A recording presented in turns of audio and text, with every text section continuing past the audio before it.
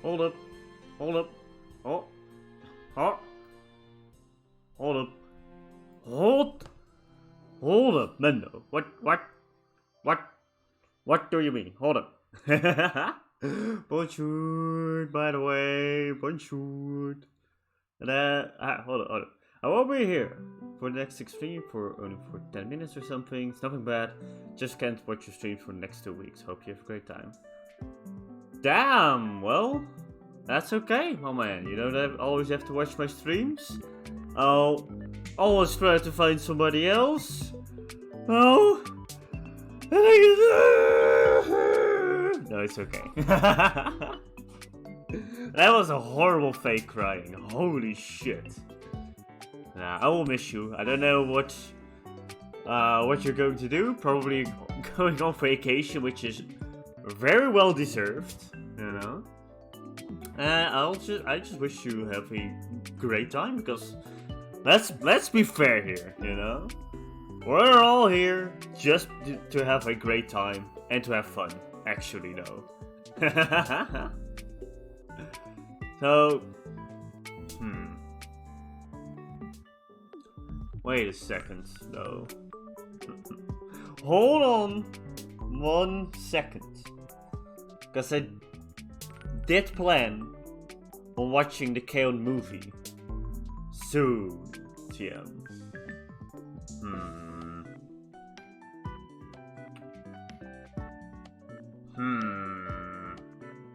Oh, good night, Daisy. Good night. Sleep tight and don't let the bad bugs bite. And I should run into it. Yeah, great time, you know? Like, I never want to, no, I've never even tried to put pressure on you, or, you know, that you need to be here. and I'm not going to do that now. I'll just entertain other people, including myself. So don't worry about anything. But right now, I just want to ask, like, how are you going to do the Kaon movie then? Because I guess I'll have to wait 2 weeks then for that. Or we're gonna watch it right the fuck now? Just say, screw Bayonetta, lore. And watch the Kaon movie now? Nah. It'll be fun, a fun thing to do when you're back. You know. In the meantime, I can watch any other movie I want, whenever I want, and I'll just do a watch along. Yes! I will just do that. Oh, by the way, this is the music in the background. Huh. Get over here. It's Kirby Cafe. It's so adorable. Oh, it doesn't want to load, but that's okay. It's Kirby Cafe. It's not from Game Time Music. They actually just made the 1 hour version. Kirby Cafe. Okay, let's see.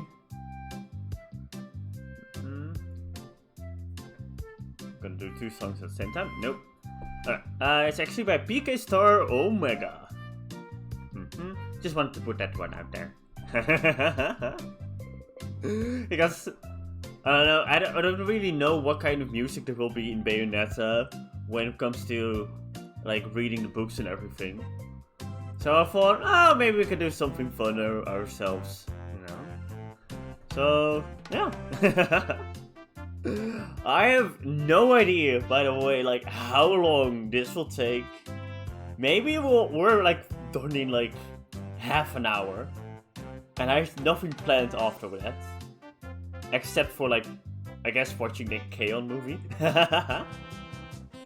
Because I'm gonna be honest, like in my head I still like, you know, last time I was like, okay, I'm gonna do 3 chapters and then I will finish Bayonetta this right now, you know, like Sunday. And we actually finished it then, so I didn't. So it's just like, oh shit, now what? Oh fuck! I don't know. I was just being myself, you know. And that's okay. Let's by the way try to see where we can even read all the lore. Okay. Hold up. Where is this start? And why can't I skip it? Oh, does this just start from all the way from the beginning again? Oh my god. Okay. Hold the phone. Hold up. Huh. Bye bye, Mendo. Have a whole lot of fun. And by the way, you don't even have to come here like for 10 minutes. Just stay wherever you are. Don't worry about me, okay? There we go. Have a lot of fun. Meanwhile, I'm gonna try to find my fucking controller because I thought I could like do things with my keyboard in this game. But maybe this is an unskippable.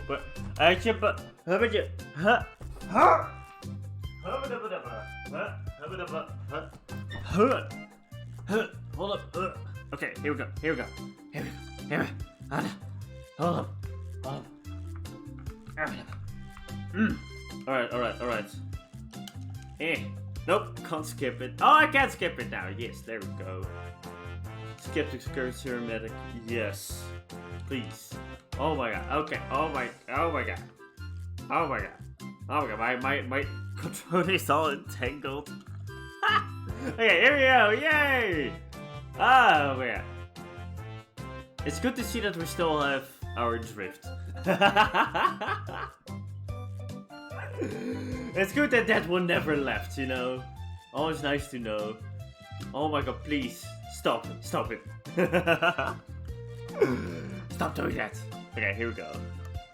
I have no idea where to start. I have no idea what to do.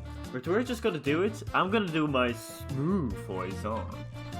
And we're just gonna enjoy it tonight, you know? I don't have all the books probably. We'll just have to fill in the gaps on our own. But yeah. I thought it would be fun to actually read some of the books that we found because yeah. We skipped so many. Alright. I like starting with, let's see, Umbra Arts, rarities. Let's start with the angels. How about that? Oh my god. Holy fuck. We're missing only one. Oh, it's not even Jubileus. What the fuck? Who is this then? Oh well. Yeah. Here we go. Here we go. Affinity. Servants of the heaven that populate the lowest of the angelic hierarchy. Third sphere rung known simply as angels. Humans with deep faith often feel these angels closest to their hearts, descending from the heavens upon their pure white wings. It is believed that the glimmering halo atop an infinity's head lights the path for those who have... Long ago! That was the wrong button. For those who have... God damn it, hold up. For those who have what? Oh, I can't scroll down!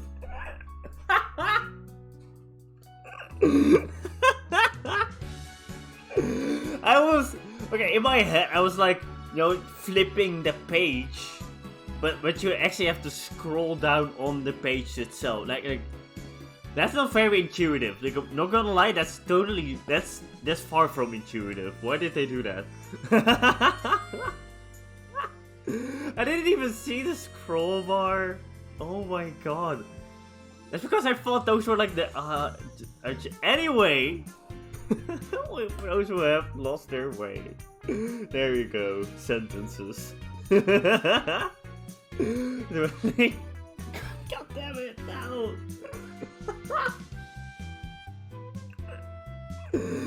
I want to do this seriously, but I can't. I was serious reading for what? 15 seconds, I think. That's how long I made it. Wow. Why? How is this possible? Okay. The religious articles they equip are all tools used to further their conviction to protect the righteous and can become powerful weapons used to strike down those with solid hearts. Okay. They're not like really described as bad guys or something like that. The Golem! Long ago, to protect their homeland from invasion, the Umbra and Lumen came together to develop a giant weapon. Only the Lumen and Umbra knew the secrets to control its enormous form, causing the internet to... Why do I laugh when I read the enormous form? I don't know. Like, when you go to a girl, you know, and you're like, hey, only the Lumen and Umbra know how to control this enormous form. Like, you will get slapped in the face, you know. You will get slapped in the... But it's smooth. Okay, you know, you don't even need to say it. Hold up. Where is it? Here we go. There we go. Okay, anyway. Causing it to transform into monsters capable of attacking foes. Okay, if that's happening to you downstairs, then you need to go to a doctor.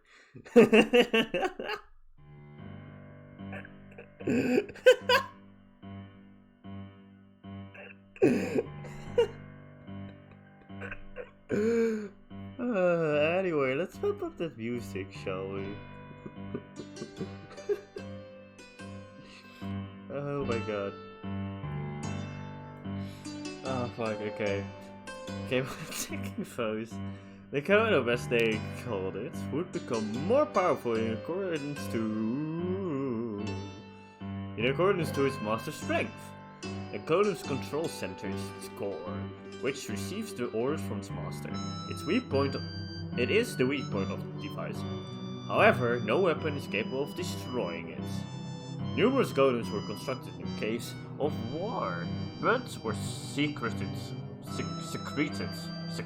away? That's a word, okay. I'm actually learning English. Oh my god. Hold on, maybe this sound is a little bit too much now. I don't know what the right sound levels are after like almost we actually reached 100 hours of streaming, by the way. I believe we actually reached 100 hours of streaming already. Now that I think about it, hold up. Yes, this is... By the way, this is exactly me reading.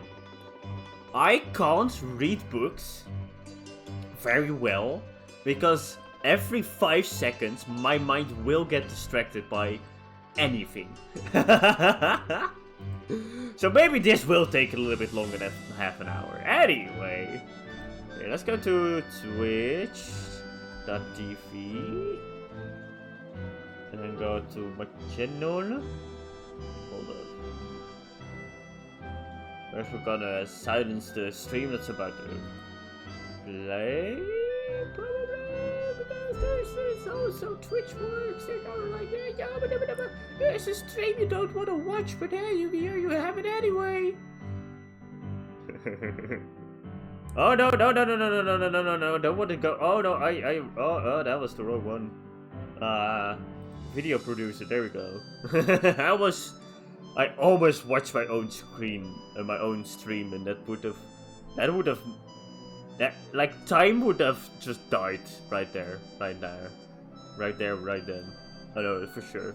Okay, insights, channel analytics.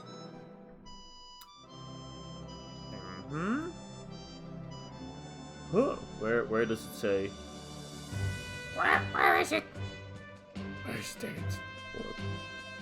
Achievements.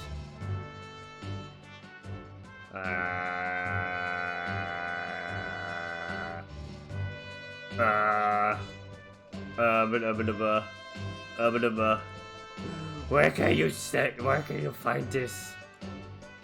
There we go. 109 hours. We already reached it like 2 streams ago. Let's go! Yo! Oh my god! 100 hours of me talking to the internet. Let's fucking go. 100 hours. Very, very well spent. Can I say that just right now? Very, very, very well spent. Oh my god, we're almost at 50. What the fuck? Holy shit! I don't know why I became Toad right there. But that's okay. Anyway. Then we're going to secreted away on another dimension now. Even 500 years after the two clans' destruction, ghosts remain hidden away still under their master's orders. Yay, we did it. Oh my god. This is, I don't know, I can't believe that how representative this is of me actually trying to read a common book. Or something that I even find something I find really interesting, I will have trouble reading it. It was such a drag sometimes going through biology in my studies, because a lot of it is just reading a book about how biology works, and oh my god, that was difficult. Oh my god, okay. Applause! Yeah! Woo! Woo! You go, girl! Yeah! That's not what they did, but that is what they go. Oh my god, no! Stop, no, stop. No. There we go. Well, still a member of the third sphere. There are multiple spheres? I don't know how the Bible works. Applause are one step above affinities, and thus known as archangels. Occupying the 8th position within the 9-level angelic hierarchy? Sure, okay. Archangels are still considered close to the physical world. And often come into contact with humankind. It is said that devoted prayer on the part of believers can call upon a flock of angels to come to one's aid. Wow, okay.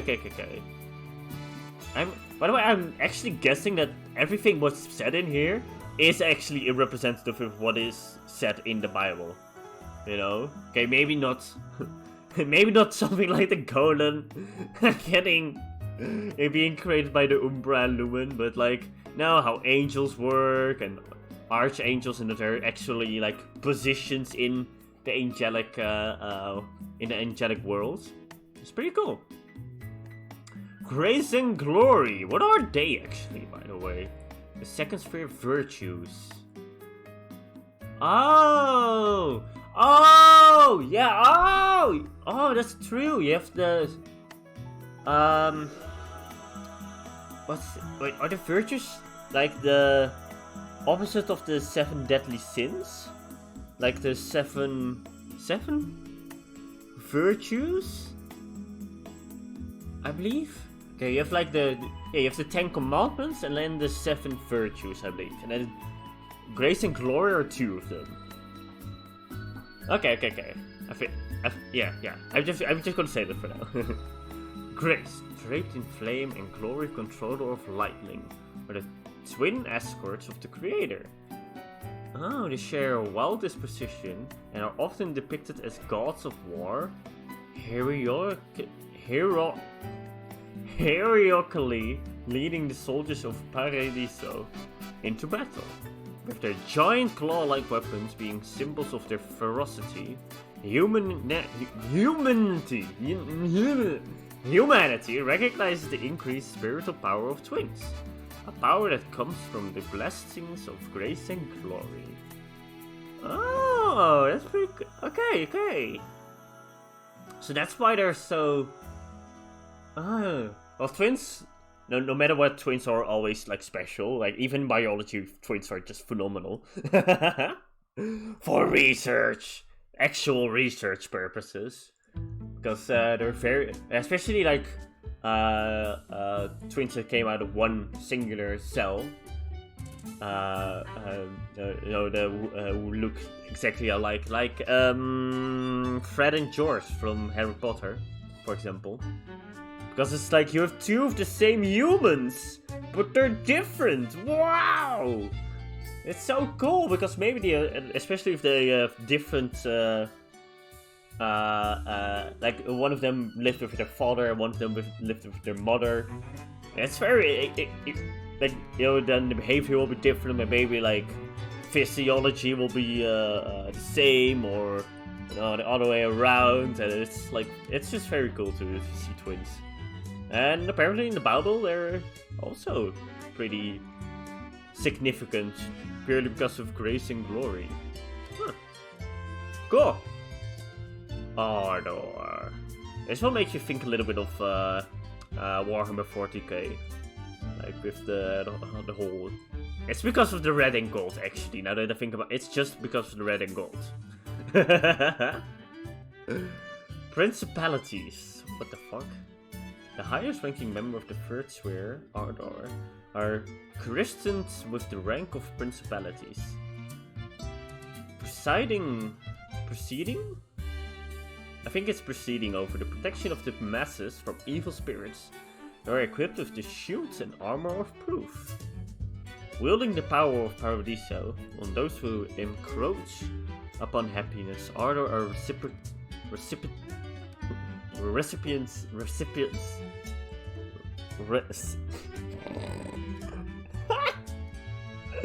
Oh god, why did I think this tree would be a good idea? Recipients. Yes. Of much adoration from those seeking salvation. Ah, that's why they're called Ardor. Okay. For the Seraphim, gracious and glorious. Oh, those are the...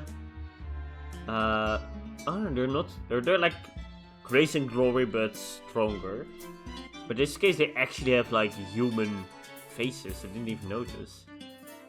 Ah. Wait, who grace and... Oh, they also have just arms. And they actually wield the claws. I thought the claws were like part of them. Okay. Within the 9 ranks of the angelic hierarchy, the highest ranking seraphim are charged with the governing the love and zeal for the Creator. The pure white armored gracious and the black armor clad glorious are often cited in pairs. However, their existence itself remains legend, subject to rumors of varied veracity. Yes. Veracity. Yes. I'm just gonna pronounce every word that I don't know in a Dinglish way, Dutch English way. You know, just like veracity. Yes. Or I can actually read the page like, hold up. Supposedly gifted with incredible godlike powers, there are no records of gracious or glorious appearing on the battlefield of evil. However, it is said that it is because a mere taste of their power is enough to destroy the world, devastating all its path, both the record and the record keeper. Oh my god! Oh shit! Oh my god! I spit out so much shit. Oh my god! My entire keyboard is just wet. Oh, this is gross. I should not speak like this. I should not have done that. Oh fuck. Okay. Let's read it normally. Because supposedly gifted with incredible godlike powers, there are no records of gracious or glorious appearing on the battlefield of evil. However, it is said that this because a mere taste of the power is enough to destroy the world, devastating all its path, both the record and record keeper. Huh. Okay. So gracious and glorious are very, very powerful, even though they didn't really see that in the game. Well, that's okay. Love and zeal. Or actually protecting the gods themselves, I guess. Cool. Beloved. Oh, that was the one who fell in love with like small Syriza. Oh god. Okay. It is even called Beloved. Okay, yeah, again. Beloved is a member of the second sphere class. Power. Okay. Ranked 6th in the angelic hierarchy, its status is more than that of a spiritual being, but it's also burdened with destroying the enemies of Paradiso. While still considered amongst the lower classes of angels, Beloved's power is of a far higher order than that of a human. And even those with strong spiritual powers are seldom afforded the chance to meet this being. Excelling in combat, Beloved are known for brilliant exploits in demonic battles. Okay, a power. Didn't even know there were powers in... Okay, I guess... So basically this is the power of love. Is what I'm taking it. If I understand it. Okay. Harmony, Dominion. Within the second sphere, dominions, whose name imparts feelings of control, sovereignty, and governance. The angels named Harmony stand as a special symbol of peace. When appearing in our world, it is said that humans experience their presence as an aura-esque light. However, when viewed from Purgatorio, one would see Harmony embracing humans within their outstretched fin-like wings. Often pictured holding a trident and floating through the skies. Harmony are tasked with the defense of heavens even within Paradiso itself. Now I'm gonna see how much this is true to the actual Bible. I'm very curious. Hold up.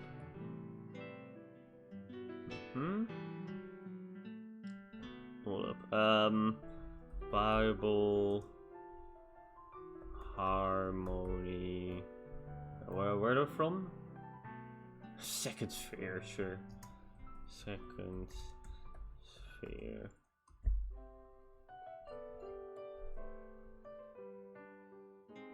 There's on the harmony of the spheres.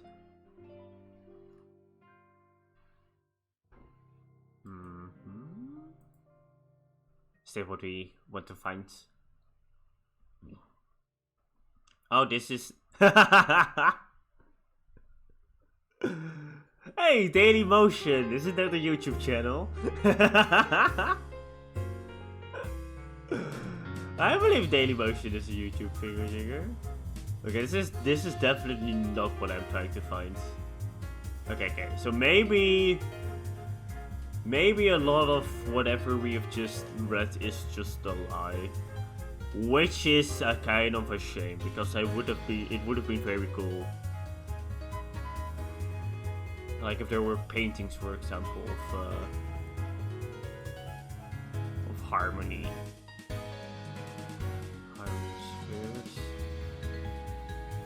Nah, okay. Shame. In that case, it's just lore for this, and we don't even learn anything about the Bible. Let's go. Nice. Why are they actually positioned as the... Hold up. This is... Okay, hold up. Can you force...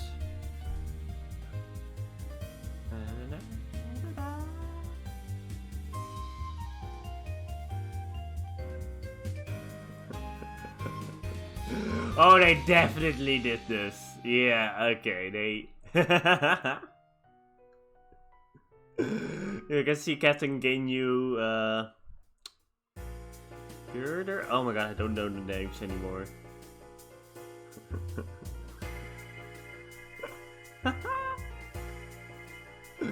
Fantastic. Okay, anyway. Oh my god, he's T-posing. What the fuck? I just now realized he's actually just T-posing. Okay. Well, that's a brave move indeed, I guess, having your model just casually T-posing, you know. No, nothing weird about that. Alright. It can be said that braves are capable of carrying God upon their shoulders. Moving in groups of 3, each brave wears the halo of the second sphere powers upon its head. However, when necessary, braves can combine the 3 of their bodies into one true form, a first sphere cherubim. Boasting the most brute strength of all of the inhabitants of Paradiso, an unknown number of evils have faced judgment at the hands of braves. Okay. I think we fought Cherubin as well. Probably gonna read something about him as well. Inspired! The dragon! Oh no, the worms, I mean. The worms! Alright. First is Throats. Inspired by members of the angelic first sphere. Oh? In the rank known as Throats. Those in this class are spiritual beings of the highest order, never meeting directly with humanity.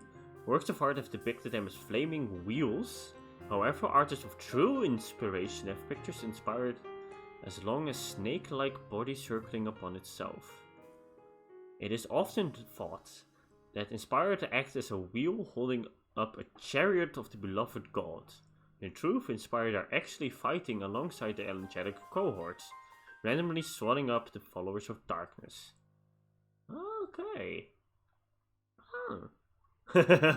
Like, a lot of these are just like, wow, that's actually kind of fucking cool. Like, I love this kind of lore.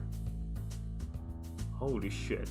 Like, and I keep on thinking, like, is there some painting where this is actually, like, depicted, you know? Like, some painting in a church that actually depicted something like this, and that's what they got it from. I want to know more about the real life.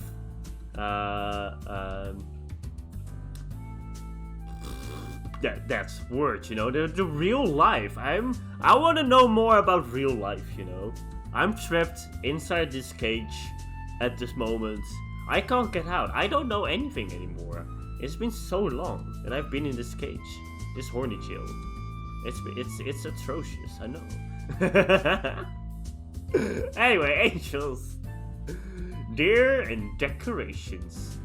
Within limited spiritual powers, this angel spots comparatively frequently within this physical human world. Deers with their dignified faces are surrounded by the countless childlike faces of the decorations. Okay. Capriciously firing arrows, they are often mistaken for cupids. It is said that one of their arrows shot through the heart of a believer can be infatuating as the goddess of love. Okay. So people think they're cupids, but actually they're just assholes. Wait, that's Cupid as well. I believe No, wait, Cupid wasn't the asshole. Hold up, no, because... No, Cupid got kidnapped, right? Because one god wanted to make another god fall in love with him. I believe. Oh my god, this is from like 7 years ago that I had some class about mythology. That's a very long time ago. Holy shit. Irenic. Oh my god, this is the best angel, by the way. The best principalities, because it's just a car. Just imagine being an actual car, you know, like a sentient car. Holy fuck. This is just Cars. Now, I'm just describing Cars. What if we were Cars? Cars, the Pixar movie. Huh. Oh well, I can do a watch along with that one as well. I can sing along to life is a highway, and I'm gonna ride it all night long. If humans were truly able to see angels, they would never expect an angel to reappear as an automobile. However, it goes without saying that ironic. Wait, is it in capital I or capital? No, it's capital I. I don't know why. For some reason, I was thinking like, is the capital L? Because the capital I and just a regular L look alike. The capital L, no.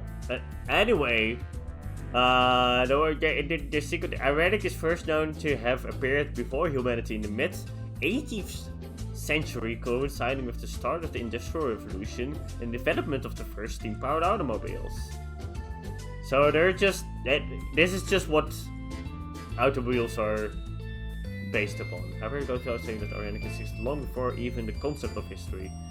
Ironic is charged with spreading the message of divine will across Paradiso, and is most commonly depicted as a boxy form with 4 wheels capable of achieving great speeds. Okay. So yeah, they were before, yes. Yes, this thing definitely was before car. Yeah, the wheels. I love those. They're so, I don't know, they just make me think of the Dark Souls wheels, and I find them very, very funny. Enchant, an angel shaped like a cartwheel. The impetus behind the fateful form was the creator's desire to craft an angel designed to compel humanity to continue its struggle and feel no satisfaction at surpassing others. Wow!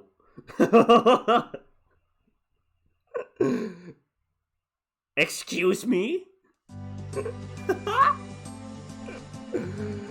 So God just wants people to continuously create new stuff, and he does that by making it feel hollow when you actually surpass someone. But you do get this, but you do have the drive to keep on trying to surpass people. Wow. That sounds like a bad guy. Well, I guess it is an RPG, so it's always a bad guy. Gold is always a bad guy. Let's be fair, you know, in that respect. A chance protects the field of God from human encroachment, and are further responsible for passing communications to the Paradiso and correcting the trespasses of humanity. They're doing basically a fucking ton. Damn, just a whole lot. Huh. Joy the sexy ladies. Oh my god. Wow, what a flex. Just like touching her toes. Oh wait, she's touching her heels. Well, she actually broke her back. What the fuck? Oh no, I'm just reading it wrong. Never mind. Okay. And praise the sun, by the way. Let's go. Dark Souls reference. Oh yeah. No. Stop it. No. Stop. Controller. Up. I guess I'll just have to hold the controller upwards the whole time. Or I mean the joystick. Joystick. Joys are members of the Seraphim class. Within the angelic hierarchy, first sphere, these beings have broken free of any physical conception of form and have become truly spiritual. Their body is as free as the flower, as a flowing river, and it takes shape only on a temporary basis. Joy may take the shape of the human feminine form, but the Seraphim can also shapeshift, or even separate into multiple sentient forms at will. Okay, so it just can be anything. Okay, and I like that joy, like literal happiness, is very like spiritual, and it can be and joy can be very malleable. You know, it can be very it's shape shifting literally, because something that gives me happiness, you know, it doesn't necessarily give somebody else happiness. And people experience happiness in different ways. Like, I become very happy, and sometimes I even cry. While others here, they're just like, yay. And that's all, you know. I like that. Alright. Second sphere, virtue's fairness. A virtue charged with the administration of miracles is wrapped in flames when appearing in physical worlds. A power emblematic of its courage. A torrent of flame blazing as bright as the sun. These flames become the light that burns away darkness from those who receive the grace of fairness. However, for those out of the angels' good graces, they are the fire and brimstone of destruction. Okay, so if you're not fair to each other, then you will just burn. I like that, you know? I like it when you have the hard approach, you know? Like the tough approach, where you're just like, screw you, you will die now, and you will burn in hell, and you will just suffer because you did one thing wrong, you know? I like that approach, yes, that's how just every child should just, you know, receive their care, actually. Yeah. Physical abuse, anyway.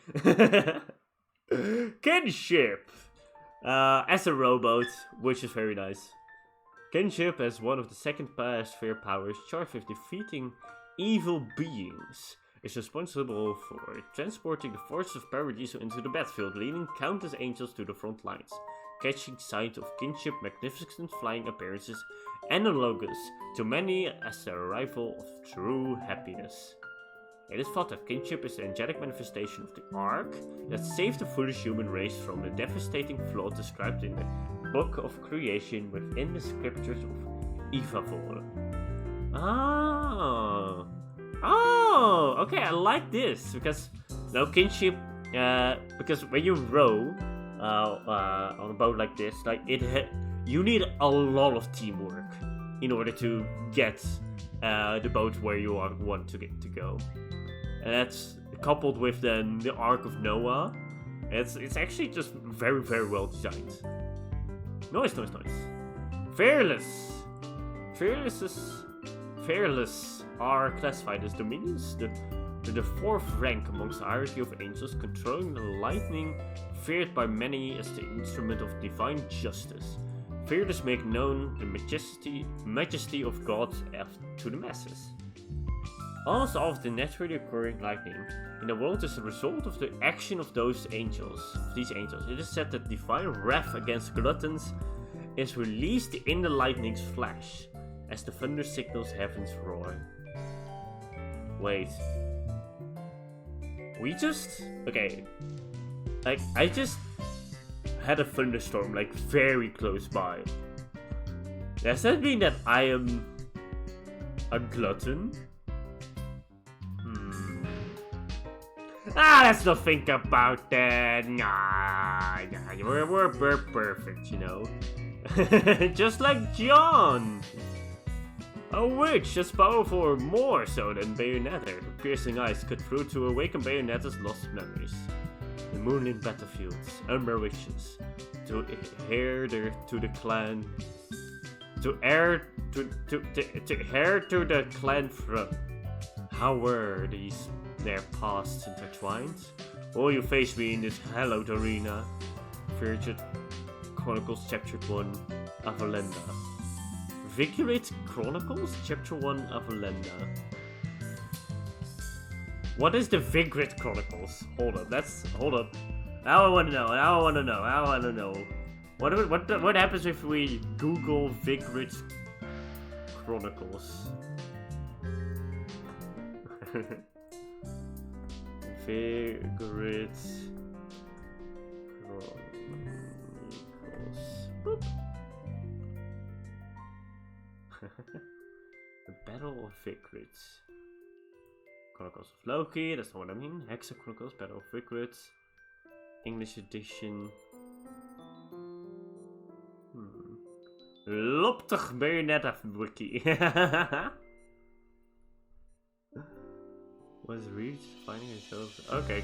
That's a spoiler. Spoilers. Okay, I think this is like the. No, wait, but it's called the Book of Creation, the Bible. What is it? You know what? You know what? Why am I even trying?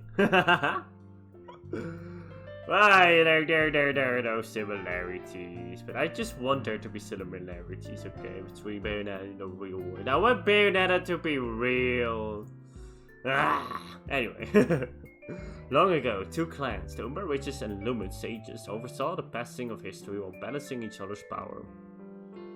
However, one day, the clans set loose a tremendous war upon the world, then crumbled away. Only Bayonetta, sleeping soundly on the bed of a dark, cold lake, escaped the battle. To recover her lost memories, Bayonetta once again throws herself into the fight between light and dark. Why is this mysterious woman chasing her? What does she know? Now that you have returned by Sleeping Beauty, it is time to finish that fight. Chapter 2. This is chapter 1? Chapter 1, yeah. Okay. So, you had the Umbra Witches and Lumen Sages who were vibing with each other, and then they were like no longer vibing with each other, then they died. Only Bayonetta survived together with like the father, the archangel. No, not the archangel, but like the priest guy, and John. And the priest guy somehow recreated history so that Bayonetta would get her memories back. So she would awaken the Umbra power again, and that could awaken God. I think. Something like that, yes. Justitia. Oh, the snake with the baby head, yes. The divine power leads us divine will, also known as the cardinal virtues. Justitia or justice is known to take a particularly strange physical manifestation. You can say that again. A large mask covered with numerous faces and extending outwards via countless tentacles. Justitia could easily pass for a demon. This may be due to the fact that those depicting an angel are filled beyond comprehension with awe at the sheer difficulty of encouraging justice in the world. Among Paradise's divine will, there are also those who believe that Justitia is the closest of the cardinal virtues to hell. Okay. Justice. Wait, am I? Justitia. Yeah, I'm doing it again. Why do I think that's an L? Why do I do this? Justitia. There we go. Oh my fucking god. I'm just proving that I can't read. I can't do it. I just That's the only thing I'm proving. What the fuck?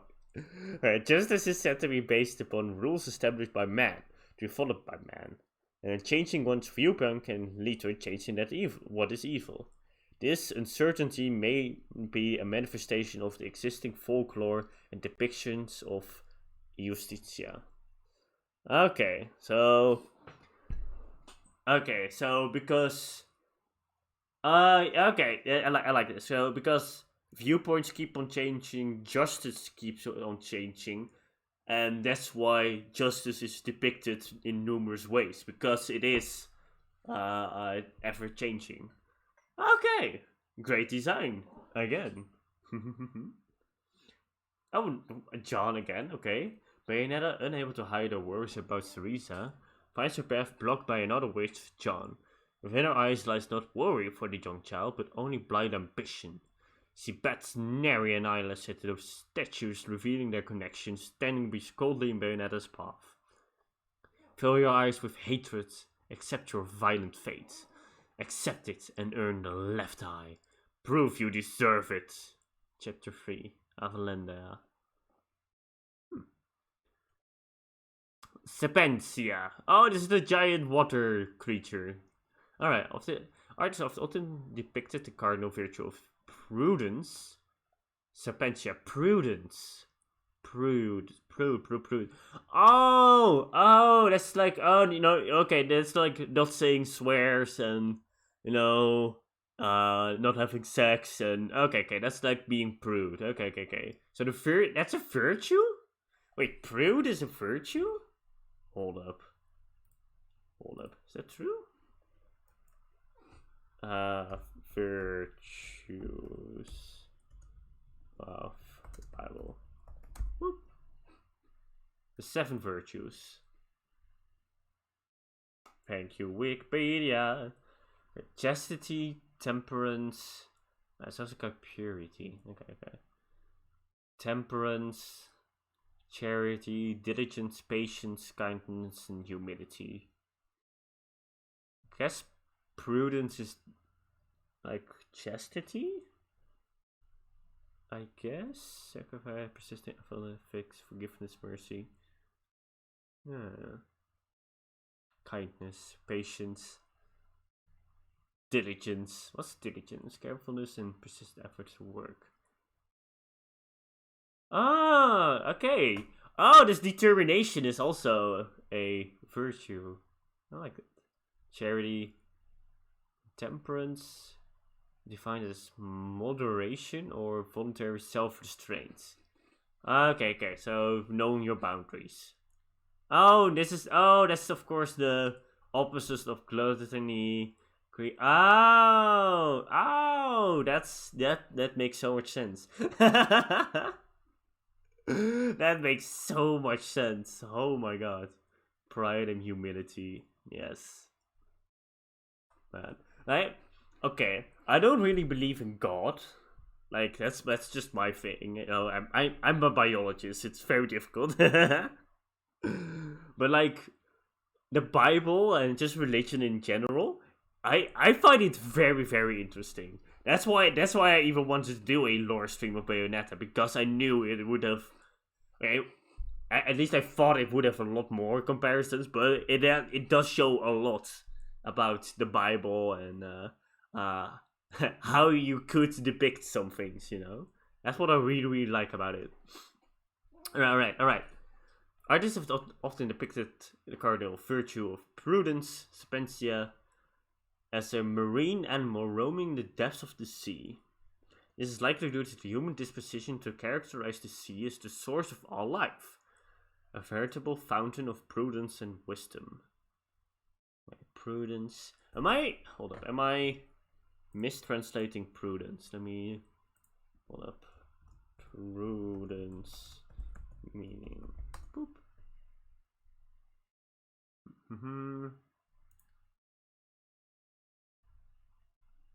The ability to govern and discipline oneself by use of reason. Oh, music stopped, by the way. Oh, another one. Kirby Cafe 2, let's go. Alright. So prudence is basically patience. Or temperance. One of the two. Being self-restrained. Okay. Shut up.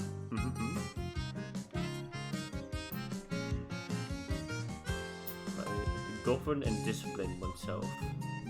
Okay. Alright. Variable fountain of prudence and wisdom.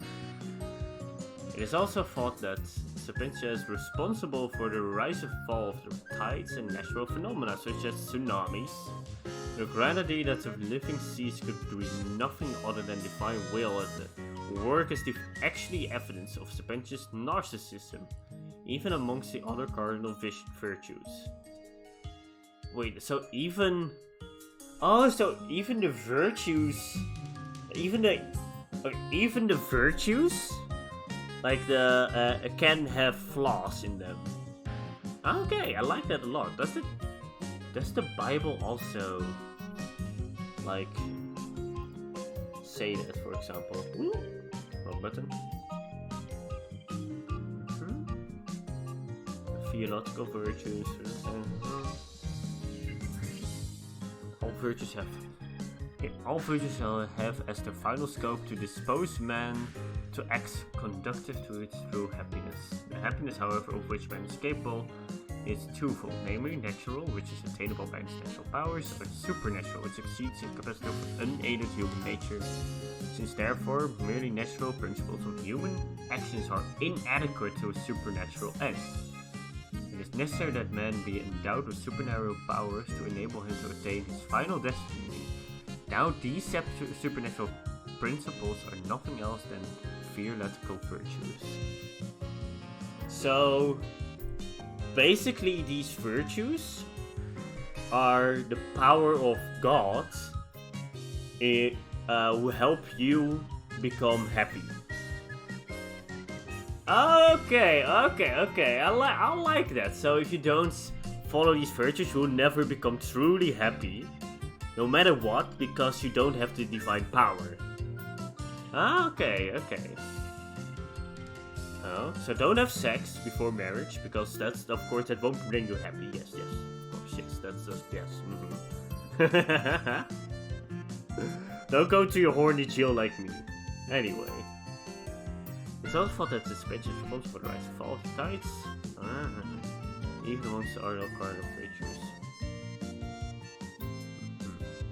When a man born as a slave led to his people to freedom from ruling oppression, it is said that it was only Sapentia's favor that parted the seas and allowed for their escape. So it's not God, but it's Sapentia that split the sea for Moses.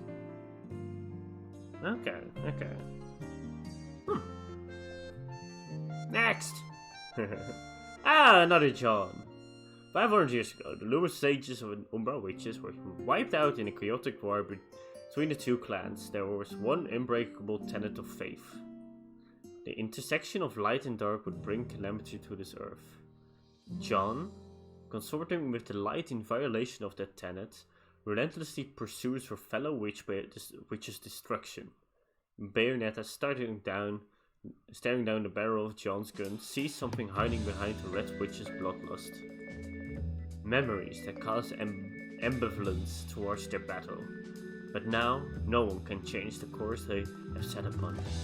This is why the left eye, our treasured left eye, will never fall into the hands of another.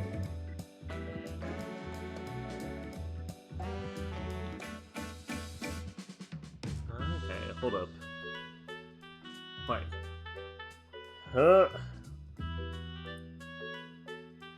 Okay, so you have like the father had the father of Bayonetta and the mother of Bayonetta. The mother of Bayonetta was killed by John, I believe.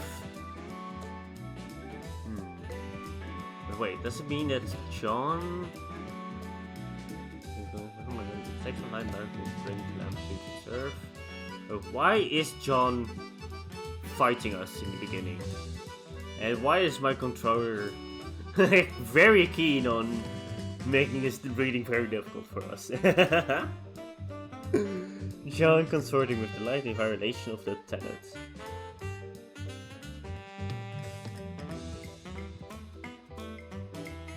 Consorting with the light in violation of the tenet. So... oh, so John wants to destroy Bayonetta, and therefore she joined the light. But that is actually bad because she is an Umbra Witch. Okay. Jubilius! The true name of Jubilius, as recorded in myth, is actually constructed from unutterable syllables. This is because humans remain incapable of capturing her true glory, as she is a total embodiment of divine will. Humanity bound to the physical world was forced to depict and describe her in its own tongue. It is supposed that humanity selected the name Jubileus, taken from the word Jubilee, meaning celebration or rejoicing, in an attempt to turn divine will into worldly happiness via repeated recital of her name. As a result of the cataclysmic events of the ancient First Armageddon, of which she had sat at the very apex, Jubilius was forced into the dominion over the world of Paradiso, governor of the light amongst the trinity of realities, and put into an endless slumber. What? Okay. As a result of the cataclysmic events of the ancient First Armageddon, of which she was set at the very apex, Jubilees was forced into dominion over the worlds of Paradiso, governor of the light amongst the trinity of realities, and put into an endless slumber. So, because of the war between the Umbra Witches and between light and dark, she had to govern it and sleep, basically. It is from this point that the force of light and dark began the endless battle. Oh, no, it was before this even that she began to sleep. First Armageddon. Okay.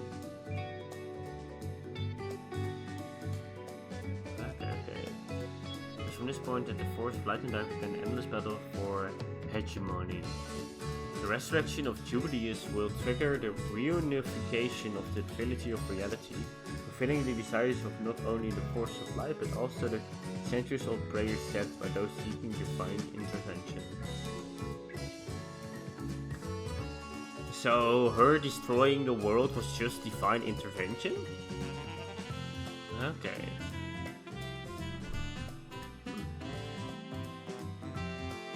42 Dio. Hold up. That's about. Oh no.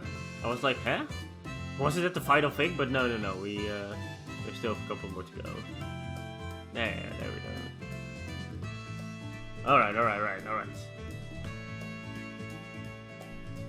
Amongst the spiritual power of the Middle Ages was thought that Paradiso held for all divine will, and as a result developed heavenly logic. This concept of cardinal virtues was born of this logic, and classifies Paradiso divine's will into four broad groups. These cardinal virtues occasionally become physical manifestations of the great intention of Paradiso, are known as Laguna, inspiring awe in the masses, personifying courage and fortitude. Fortitudo has been depicted as a terrifying being, sporting an enormous face into a dragon's head. He is said to be capable of summoning magma flows at will. Okay, so this is Fortitude. Okay. Oh, so this is basically the happiness you get from following the divine virtues. Okay. Father Balder! A tyrant of a man, motivated purely by self-interest, who 500 years ago incited the witch hunt, annihilating not only the Umbra Witch but also his fellow sages. Balder also used his magical abilities to take control of the captured John. Okay, named after the Norse god of light, Balder showed promise in becoming a powerful lumen sage. However, he broke his clan's one unbreakable tenet of faith, consorting with an Umbra witch, begetting a child. Okay, he was the one getting the child. He is the father of Bayonetta. It was all a ruse to take possession of the eyes of the world, the overseers of history that had previously been equally divided amongst the clans. During the following 500 years, Balder called the devotion of his fewest followers. Now his ambitions have reached their climax, placing the last remaining sage on the cusp of a universe anew, as he and Bayonetta, bearing his own very blood, become the eyes of the world to resurrect Jubileus to create and unify the Trinity of Realities. Their fate nearly decided, who will truly see it through the very end. But still, how did you create history again? And shit, and create a clone of your daughter? Just so you... Yes. Just yes. Temperance, yeah. The true embodiment of the cardinal virtue of temperance is often illustrated as an epic giant. His body rising like a castle, Temperantia possesses true free like temper. What's temperance? Hold up. Mm-hmm.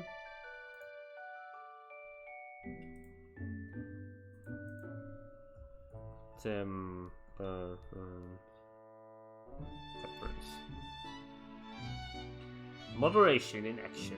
Ah, okay, restraint. Okay. So that's okay, so that is yeah, that's the temperance. Okay.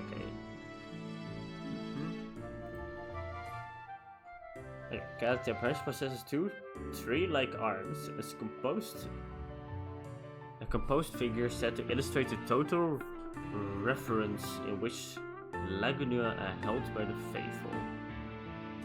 When true power of the virtue of temperance is laid upon our world, it is said to come as a tornado, capable of swallowing an entire country. Humans are helpless to guess at the impetuous behind the divine will. Whether it be anger or happiness, and are left only with praise and promises of personal temperance, if only the heavens should make storms subside. Whoa! Alright, that was one book. Just 4 more to go. But I think the others are, they're a lot smaller. We started with the big bulk. Madama Butterfly! Demon, no, stop! No, I did, no, hold on, stop, okay, anyway. A demon taking the form of a woman who left this world under unfortunate circumstances, only to be reincarnated in hell. Unlike a beautiful swallowtail butterfly-like appearance, this demon is particularly brutal in her reputation, so known even amongst the denizens of Inferno. If a conjurer were to sign a contract and trade her soul, the demon would impart upon her enormous power and great wisdom. So that's what Bayonetta did. Yeah. Gamora. Oh, Gamora! I recognize that name. Oh, from Guardians of the Galaxy. Gamora. Monstrous creature hailing from demonic woods. Johnson Forest. The demonic woods Johnson Forest. Okay, sure. Not gonna make the easy joke there. Anyway, taking the form of a dragon, it's incredibly fierce, identifying all that moves as a game and devouring its prey. Territorial is most likely found alone. Okay. Malphas. An enigmatic raven blackbird shrouded in the mysteries of the sky. Ever curious, Malphas has filled itself with all the world's knowledge and mysteries. However, this same curiosity has led to a rather brutal demeanor, causing the bird to tear those it encounters to stretch with its sharp beak and razor-like talons. Oh. Okay, I like that. Malphas. Recognize that name as well. Nowhere. Hacker. Oh, this is the volleyball guy! A giant endowed with 6 fearsome arms capable of pulverizing mountains. Those unfortunate enough to fall underfoot of the demon are subject to days-long violent earthquakes. Lacking knowledge but brimming with brutality, it is said that even the most powerful conjurer should take heed of the danger this beast presents. I like how we have basically contracts with literally every demon that's the strongest demons that are out there. Scolopendra. A foul centipede hailing from Frigentonta. A river of boiling blood? Blood? Oh god, in the depths of Inferno, rumors speak of its body exceeding 10 kilometers in length. Moving unlike anything in size, its deftness allows it to wrap around and constricts its prey in the blink of an eye. Cool! And creepy. Ah, Phantasmaranene. Yes, Maranene. It's not what it says, but that's what I'm gonna make it. That's upon a sea of magma deep within the furthest reach of Inferno. Rarely seen upon the face of the earth, even sightings of the demon in hell are a seldom event, leading to its name, which means phantom spider. Oh. Oh, okay, I like that. While having the frightening appearance of a spider, it is a curious beast and should one have a good fortune to encounter the Vesmernene, one should treat it with care and respect in hope of receiving rare treasures as sequence in return. This is just actually a good guy who's like, yes, I give you gifts. I guess that's also with like spiders in general. They're good guys, you know. But arachnophobia, you know. Anyway, Sheba, Queen Sheba, Infernal Demon Queen Sheba. Wait, is that the one we saw and I thought it was Madame Butterfly? Oh, so it was not. Oh wow, so we haven't even seen Madame Butterfly. Only her arm is seen. Huh. When the cosmos was split into light, darkness, and chaos in between, the incredibly powerful Sheba was born alongside the darkness, controlling world of Inferno. As she lives in the hellish land, it is often classified as a demon. However, the full details of her existence are unknown. Remember about Sheba was born alongside the darkness. I like how there's like a, you know, jubileus for skill right there. It's like a fucking banana. Along the darkness controlling world of Inferno, she lives in this land. So she is basically the devil, is what I'm getting at. Infernal Demon Queen Sheba. I guess she is called Queen as well. Okay, so she's... So we even have a contract with the devil itself, like... Damn, nice. And Madame Butterfly? Huh. Because Madame Butterfly is the one who basically...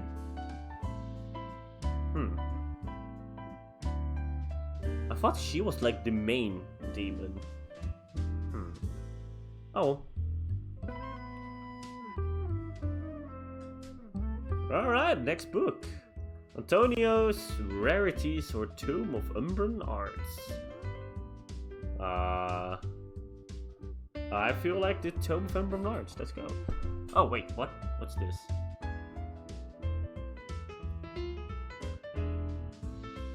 Wait. Hold up. This is just... Oh, this is just a tutorial. Okay. This is just what you read on... Uses on? Off? Oh, you can even... Oh, you can even turn on... Oh, so if you don't like one and it messes with your combo, you can even just turn it off. That's so... Okay, didn't even know that. Wow. Well, and just techniques in general. Wait, hold up.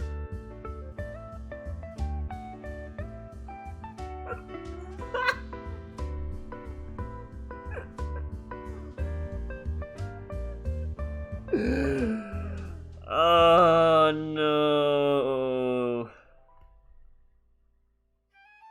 So there is a combo book. There's literally just a combo book for literally every single combination of weapons.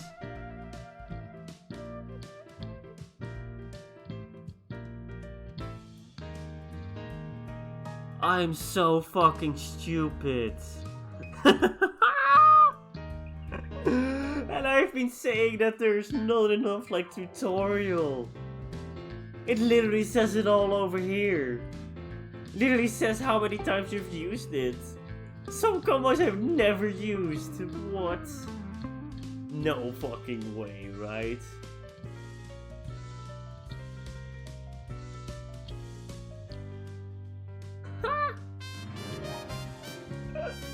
I'm actually just that stupid.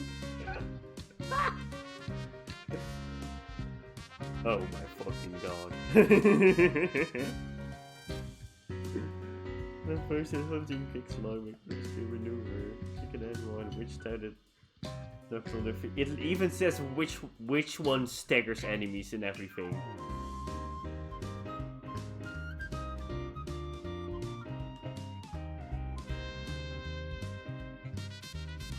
I feel so stupid right now. Oh my god. Well, that makes it. I can say with full confidence now that Bayonetta is a 10 out of 10 game. Oh my god. If I just weren't being stupid. Fuck. It just... And that, children, is why you should read books. Oh my god. Oh, this is the lore. Okay. This is an important one. This is... I don't know what this is. Tears of Blood? Wow.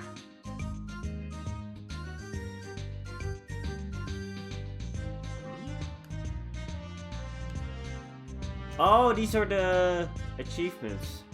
Oh, you could even just go achievement hunting? Oh.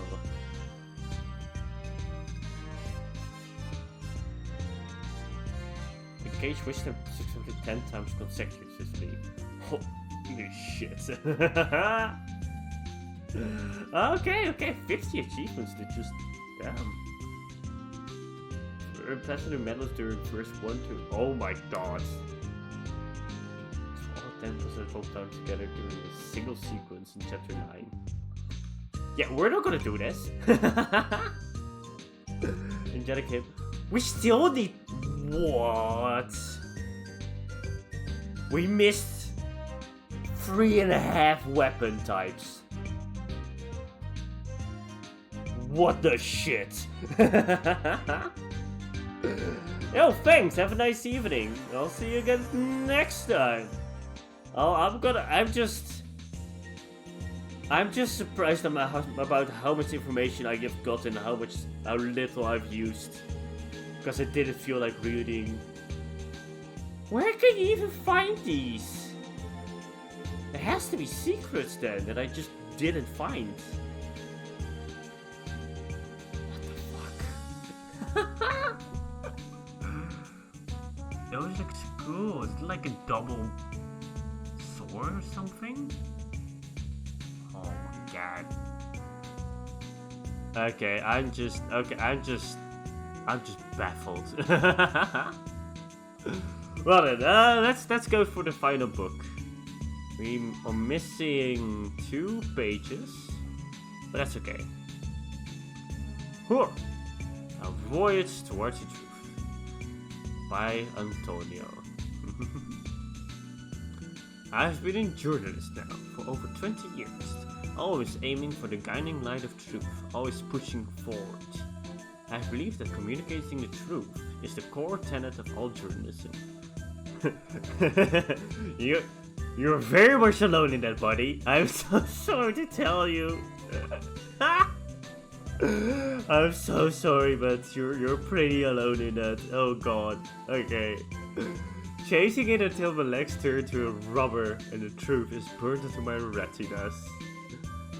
Oh my god, fake news. Am I right?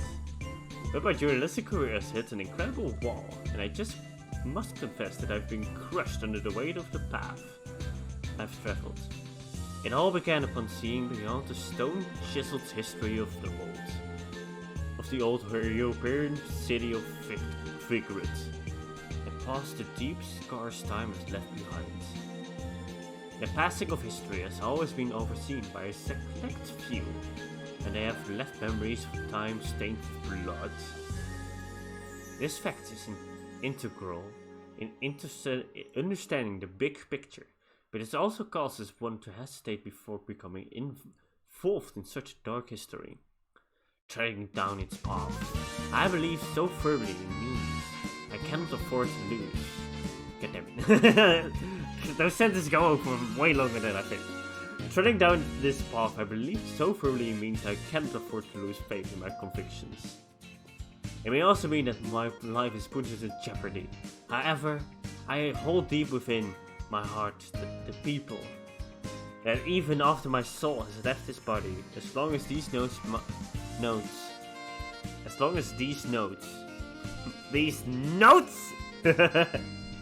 my proof of being are passed to the right man, future agents will also come to know the truth. You're talking about your son, Eeyore. The Metal Wall. Within all virtues, many ancient stone structures have been preserved, being developed further as they are repaired, lending the town a particular sense of story. Modern architecture is also taking hold in Vergor, starting with the central station. However, it is all to give form to the sacred institutions of the ancient sages. The architecture gives us a glimpse into the people's deep sense of respect for their past. This town of old and new still keeps within its bounds several strange things that the modern man struggles to make heads or tails of.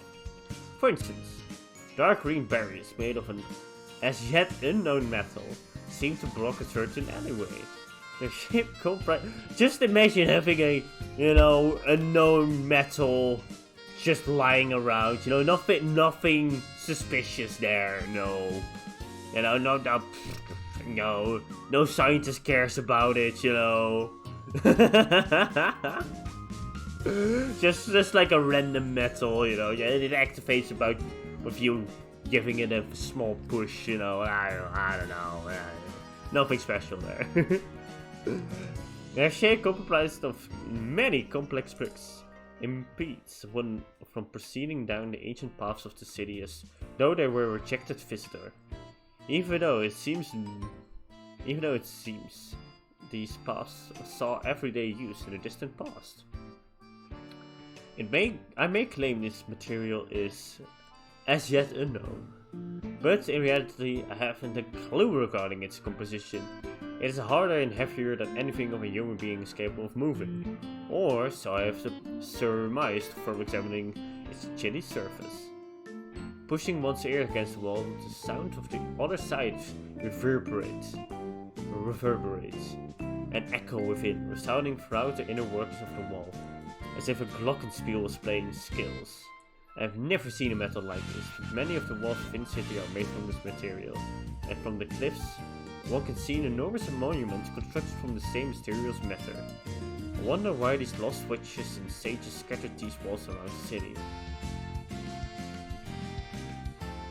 Good question, to make it more difficult for us to get across everything, I guess. The Crystal Witch and Sage. Within the Vergor city, there are a great many structures built long ago by the two clans, the Umbra Witches and Luminous Sages. Amongst them, all have a sun and moon duality, evidence of a particular outlook towards the universe. The witches presenting the moon and Sage representing the sun, burned to the fabric of the city in the various ways. One of these structures, a pair of statues crafted from a high-quality crystal known as Balliston Crystallos, featured both a witch and a sage. The statues appear to hold some sort of special significance. According to the ancient records, they were created to aid in training of the art of overseeing time, a skill only to the two clans were capable of practicing. That also served as a key to locking something away from public view should the clans feel the need for secrecy. However, the exact details of the art are unknown. Now, the city is scarred by the tragic witch hunts of the past. I've seen many of the statues depicting witches destroyed or heavily defaced. Even these beautiful crystal statues were unable to escape the calamitous fighting. Aww. About the Umbra Witches 1. Witches were once of talent. That is my impression after years of exhaustive research into the Umbra. The word witches triggers within us all prejudice towards the paranormal or the supernatural. However, in this ancient city of featured the magical arts were a systematic form of scholarship. Of course, what I've learned about witches will be labeled as fraud by the world at large, or undoubtedly dismissed as nonsense. I will begin this note with items I have to confirm to be absolute facts in regards to witches. Due to their lack of contact with the outside world, we often feel that witches were strictly hereditary. order. However, this was not always the case. For one to become a witch, one must first and foremost possess incredible spirit energy. Ah, yes! Those with the power could become witches despite being of low birth. And those without power would be forced into secular life, regardless of any blood ties to a witch clan. Naturally, children born within a clan were often quick to grasp the concept of magic due to the environment around them, allowing their innate abilities to bloom at a much earlier age. Coming to grips with this concept must have inspired one to further hone their spirit energy. These children were also able to participate in extensive drills with the other witches, and only those who had shown great and promise and achievement were able to take the witchly vows prior to passage into the womanhood. The exact nature of spirit energy remains unclear, although recognizing its existence within oneself and refining this tenets further was the one true path to produce a witch of great ability. Okay. So it takes quite a lot to become a witch. I've discovered the existence of something called alchemy. It is the deconstruction, combination, and reconstruction of everything. Metal, flesh, even spirit.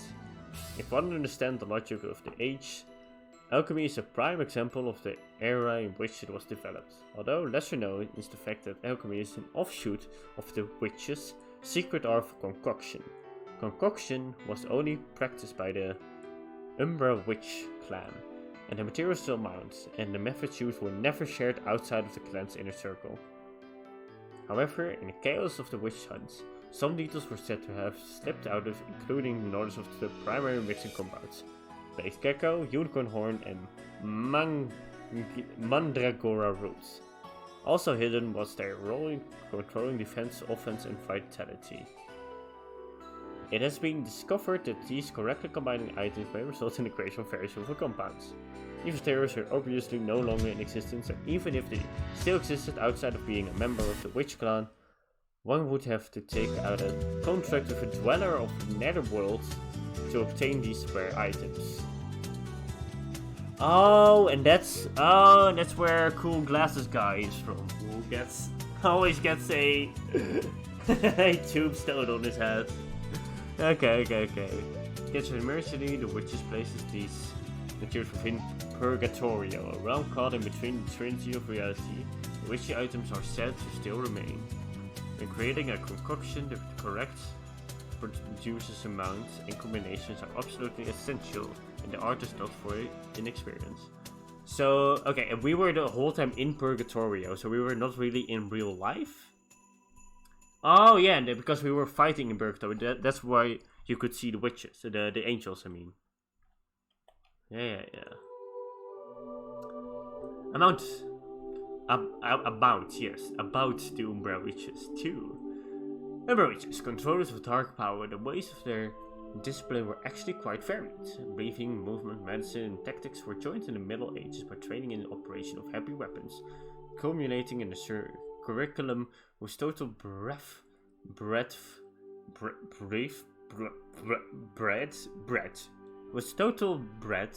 and intensity are hard to ascertain.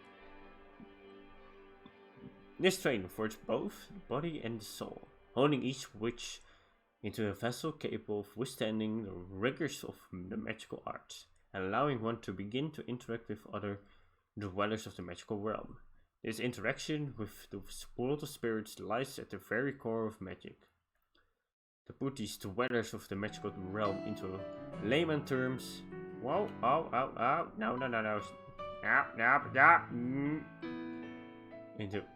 into layman terms, the most closely fit to the common conception of demons developing demon-like powers. It seems this was one of the reasons these women were burdened with a sad fate, always living in history's shadows.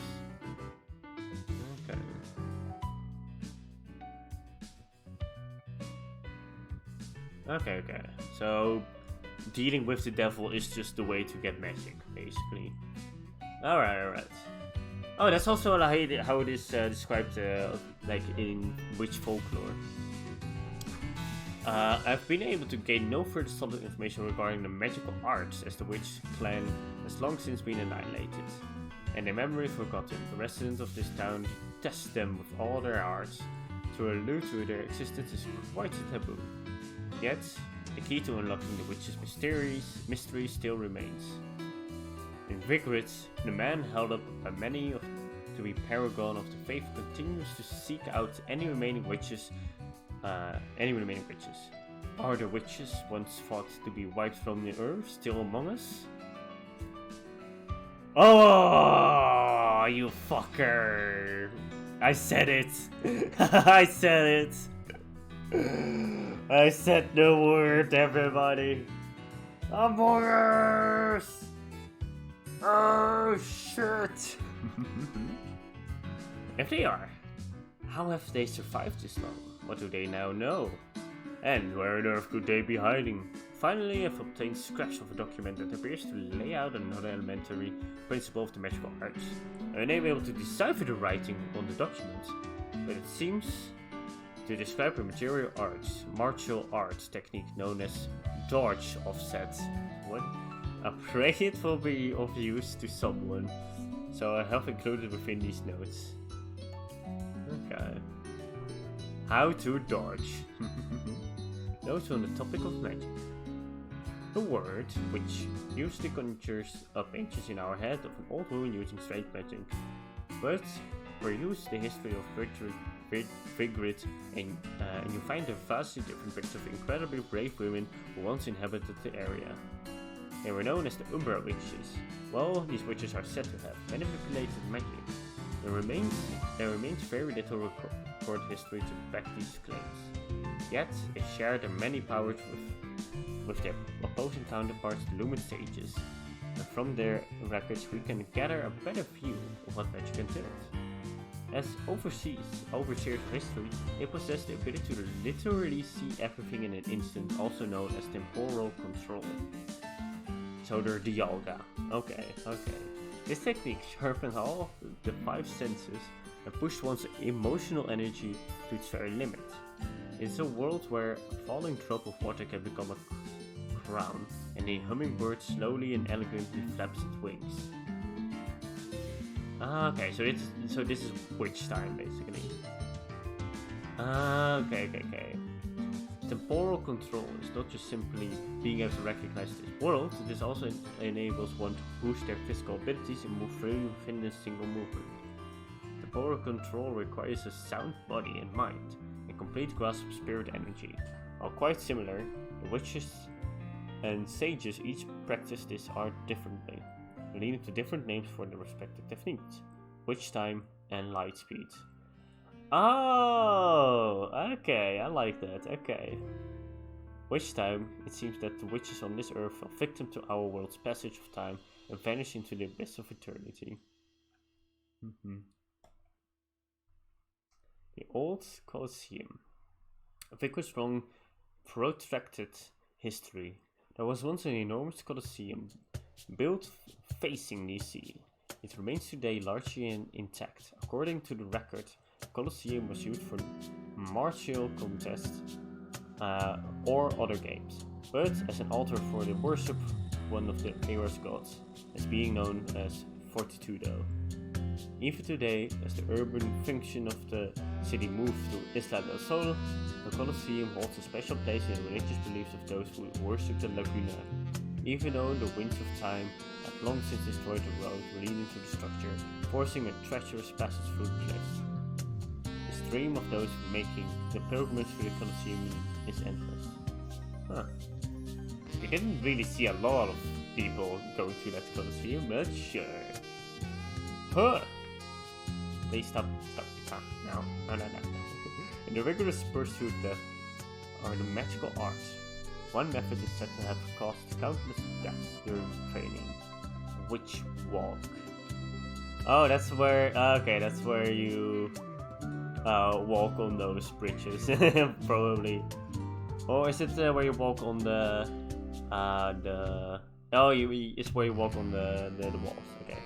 The number of witches who sees witch walk was truly indispensable. taking the power from the moon, this band of witches were able to draw upon the power and enriching qualities of moonlight to execute high-level techniques. However, records state that Witchwalk was powered by a pact with a particularly powerful demon, who would grant the power to break gravity's bonds, and not by the more common moonlit source. As no further records remain as to the nature of this technique, any more hard facts remain unknown. However, by looking at the traces left on the buildings around Fate, one can make some further assumptions. The traces are, in fact, footprints left on the surfaces of the wall. They blend into the city so well that you almost never catch a glimpse of them at first glance. In fact, those without knowledge of which wall would probably never notice the footprints' presence. Amongst the dirt and scars on the surface, there are many buildings in Vigrid, where footprints sporadically continue along the sides. This must be none other than proof that these magic practitioners were able to literally walk on walls. Many of these buildings where the witches have left their mark are truly strange. There are doors in unbelievably high locations where the buildings made like a path to its entrance entirely, rejecting all intruders and living a life of solitude. Witchwalk was not just a training technique for Umbra Witches, it was a shield that protected their way of life. Huh. Okay, that's... I like this lore, everybody. And there's a fuck ton of it. Hold up. There's a fuck ton of it. Alright, I'll do this one. Hey, why this? Did I not have any manipulate?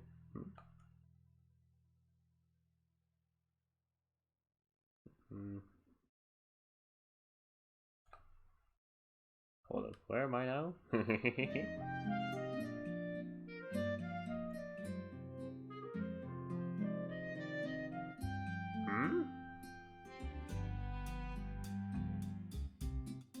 Oh, I'm reading them out of order, aren't I? Because did we read this one already? No, we didn't. The Beast Within. What? Wait, how do we read them then? Oh, we read them like that. Okay. We're not going one page, then like second page. But we're going forwards to truth. No metal wall, crystal witch on stage. About the Umbra Witches 1. Blah blah blah. Okay. So now we're here. In the rigorous pursuit are the magical arts. One method is set have caused countless deaths during Witchwalk. Okay. Associated history, Lumen Sages and Umbra Witches were both incredibly powerful, each favoring each other and strictly prohibiting interrelations as a way to maintain the balance of power. Upon the annual occasion of Total Scholar Eclipse, only the selected elders for each clan were allowed to meet with the other group to conduct negotiations. I suppose that each other clan, drawing their power from the sun and the moon respectively, must have held the eclipse as the most special of celestial phenomena. The two clans, inexorably linked but opposed, like the positive and negative, solidified this relationship in their interconnected mountain hideaways. The Witches' Sanctuary of Crescent Valley and the Sage's Sacred Sunlight Valley. Located in an inaccessible and treacherous region, these areas were lined with countless rows of stone monuments dedicated to each clan's death, and large statues depicting a witches and sage stood at the center of the shared area, demarcating the border between each clan's territory. Each statue has its back turned to the other, and their visage.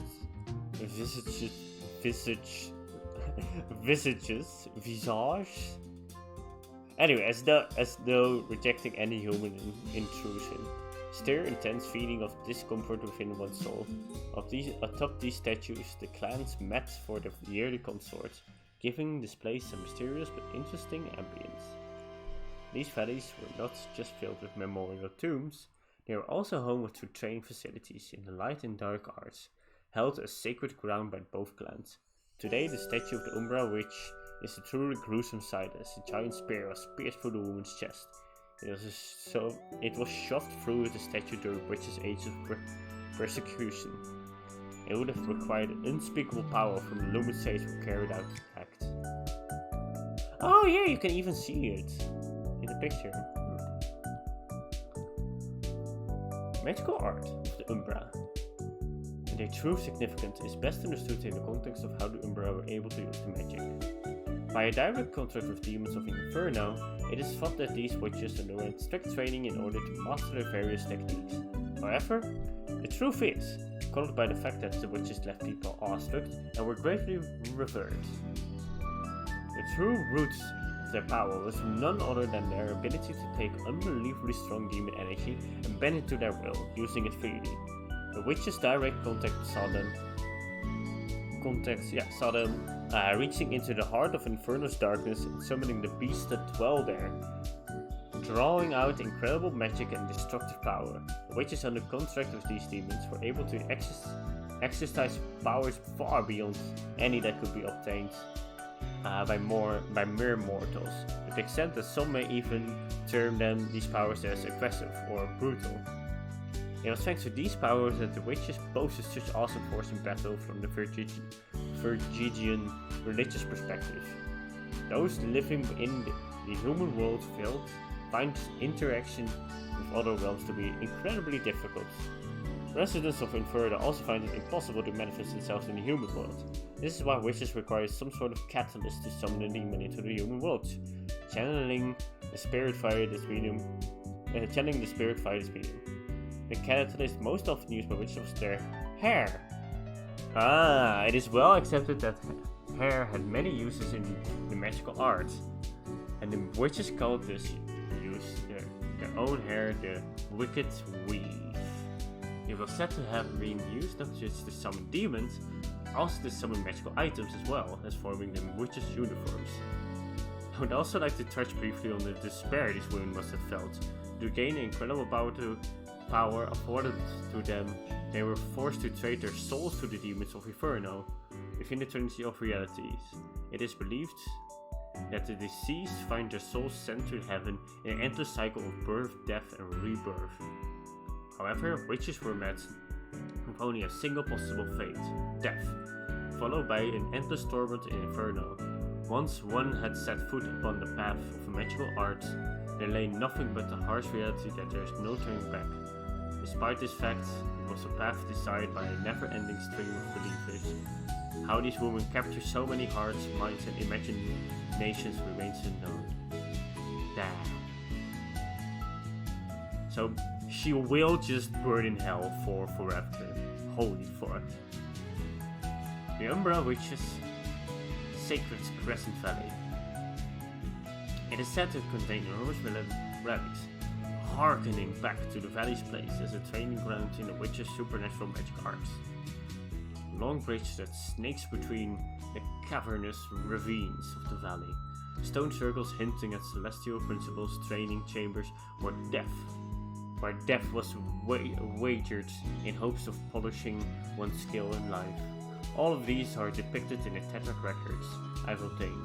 I know not if they ever truly existed, however the magnificent appearance of the witch statue in the distance seems to indicate that the legends passed down through history are in fact real. Amongst these numerous artifacts, the most mysterious are the known as heavenly manipulators.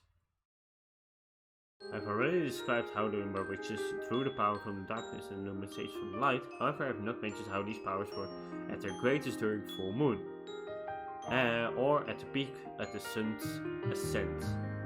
The two groups created the heavenly manipulators to affect the movement of the moon and the sun, and these devices played a role in the clan's most important of ceremonial rites. If stories are to be believed, the clans could affect even the ways of the cosmos at will. The powers of the witch and the sage were not common knowledge, although, as overseers of history, one could imagine that they have had appropriately powerful abilities, making their ultimate destruction an even more ironic end. Now it's just on Tropical Magic 4. I keep on not reading the title now that I think about it. This is like one of the things my Dutch teacher was like very angry about, not just to me, but like to everybody. Like, everybody in my classroom were never read the title out loud, and he was like, "It's part of the text, you dumb nuts!" And then we all cried in the corner, and he was like laughing. It was just a great time, really. Very much bonding moment with the people within the class. Anyway, everyone carries within them a record of their evolution as a being, since time immemorial. It is this inner knowledge that the magical arts call upon when a practitioner uses the transformative technique known as the beast within. While there's very little documentation regarding this technique, it is comparatively easy to guess at its workings. It's even easier when one considers how many works of art depicting this condition fill museums to this very day. These works capture the very moment when a witch transforms herself to an animal. Present day interpretations never seem to escape the realm of dismissing these works as an artist's daydreams. However, when viewed from a different perspective, they are an important reference point in researching the magical art. These pictures illustrate the unbelievable transformation of an Umbra Witch via the most special of means, seeing her take the form of various animals. The witches were able to freely use this technique, transforming into beasts for incredible speeds of birds to send themselves soaring through the sky. Okay. I guess, yeah, you do see that some witches were able to, like, in folklore, to transform. Is it like a crow, for example, I believe? Tears of Blood. Beginning in the 15th century, the whole of Europe has been swept by a madness, a tragic event unprecedented in the whole human history, the witch hunts. As a result, the dark clan of Umbra Witches were wiped from the page of history forever, working at the behest of the powers that be and making use of their ancient magical arts. The witches watched over the passage of time within the human world. Or at least they did, until suddenly being swept up in the waves of persecution and finally crumbling away under the pressure of the people's harsh recriminations.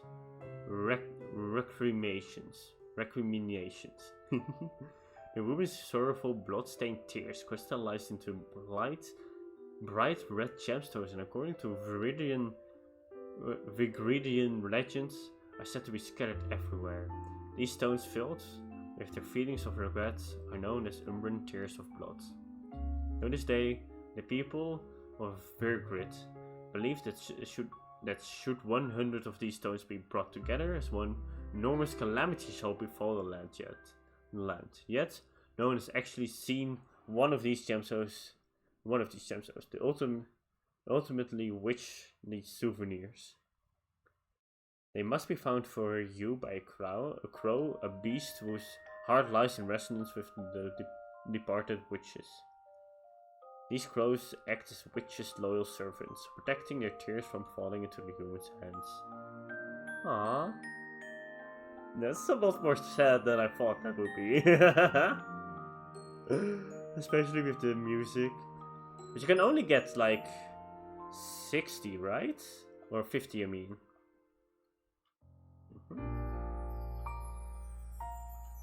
Boop. Let me see. Oh no, there are 101. Never mind. I don't know why I thought there were 60. Oh, there are achievements. Oh, 50 achievement and 51 crows. Oh, okay then. So so you probably get something when you get all 100 of them. Jeez, okay. Huh. I'm very curious as to what you will get. Oh my god, this reading and this music. It's making me sleepy. I can get out of Ponytail, by the way. In my opinion.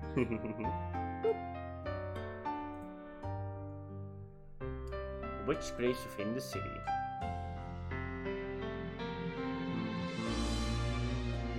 Vigrid is littered with the legacies from ancient age. Amongst these are the stone coffins used to very departed witches, along with their fellow overseers of history. Their coffins! Aha! The very witches use their incredible power to repel any intrusion upon Findred. Under these auspices, the witches abode by the terms of their netherworldly contracts, and upon parting with the physical world, the strongest of the witches were defied as guardians and buried in stone coffins throughout the town. These stone coffins were sealed tight, and it is said that only those with knowledge of a witch's magic could open them. Even during the witch hunts, when the coffins were subjected to attempted demolition, not a single soul was able to peer into the contents within. According to one theory, the contract with their demon master stipulates that upon leaving this earth, a witch's soul nor body can remain. It is said that umbral burial customs were developed for that very reason. The women would bury their loved ones in treasured stone coffins to lessen the pain of those destined for inferno, even in the effect of was light. Today, unable to break the magic seal upon the coffins, Lumen Saint seal of the sun has been placed upon the stone sarcophagi as a counterweight. Oh, so you have the coffin, and on top of that you have the Lumen Sage seal as a literal weight upon it. Wow. If by any chance the power of witches were to return to this world, they would be prevented from opening their coffins due to the seal. This is a clear indication of the sort of persecution these women were subjected to during the witch hunts. Ooh. While the whereabouts of the witches' tombs is outlined above, the location of the tombs for Lumen Sage remains unknown. According to the remaining records, they had taken up final resting places with the Umbran in the secluded region known as Crescent and Sunrise Valleys. It is said that the Lumen Sages, who conducted their duties not in the darkness but in the light, rest peacefully in the valley after departing from this world. Finally, there are rumors that somewhere invigorated research is underway to extract the spirit energy from the departed witches. It seems that the fate of the Umbra Witch and Lumen Sage has yet to be truly decided. Rodin and the Gates of Hell. There's a place beloved by wanted men and rogues, where money and power rule all. It's where I have established my office. Those who call this place by its given name are instantly identified as newcomers. As they tire the hands of this rat hole, all call it a simple name only: the dump. Bloody battles and dirty disputes over money are an everyday occurrence here, and the concept of concern for one's fellow man was long since lost to dump's denizens. What the people here are after, what they love to see, is not of this world. A thirst for the uproar only the occult can inspire. The appearance of a spectre, a man being devoured by a demon. These are the snacks they eat as they drink and comfort in the dump's numerous watering holes. It is this place that I have come on my pilgrimage in search of a grasp of reality. The dump is a wretched hive for all sorts of scum and villainy, home to everyone from black market businessmen to informants, and devil hunters in between. And amongst them all, one man is particularly strange. His name is Rodin. Proprietor of the Gates of Hell bar. His front may be that of a bartender, but rumor has he's actually an arms dealer. Of course, if a man such as myself were to visit his establishment, there is no way of his secrets would be laid bare. However, I can tell just by the air around him that he is a dangerous man, unlike the standard assortment of thugs in this place. His is a sort of danger is truly different level. According to my colleagues, if one carries enough clout here, Rodin is known to provide a gun or blades should the fee provide satisfactory. Hello, Mendo, welcome back. The lore is going pretty well. We're actually almost there already. holy shit, it's just a lot of fun. You know, purely because one, I'm learning actually things about the Bible. Just like I'm also learning things about folklore, even though it is mixed with like things that people really think is real and things that really are in the Bible, things that are made by the game developers. But I don't know, it's just so much fun to read through and see everything and really get an understanding of how it works. So yeah, it's just a lot of fun so far. Yeah. Let's see. We're now at the Rolling in the Gates of Hell, so we need all of the one that has new on them. And that's about it. We had everything. Oh, I also found out that you literally have just a tutorial section here that says every single combo and how to do them and how many times you've done them. And I've just never looked at this.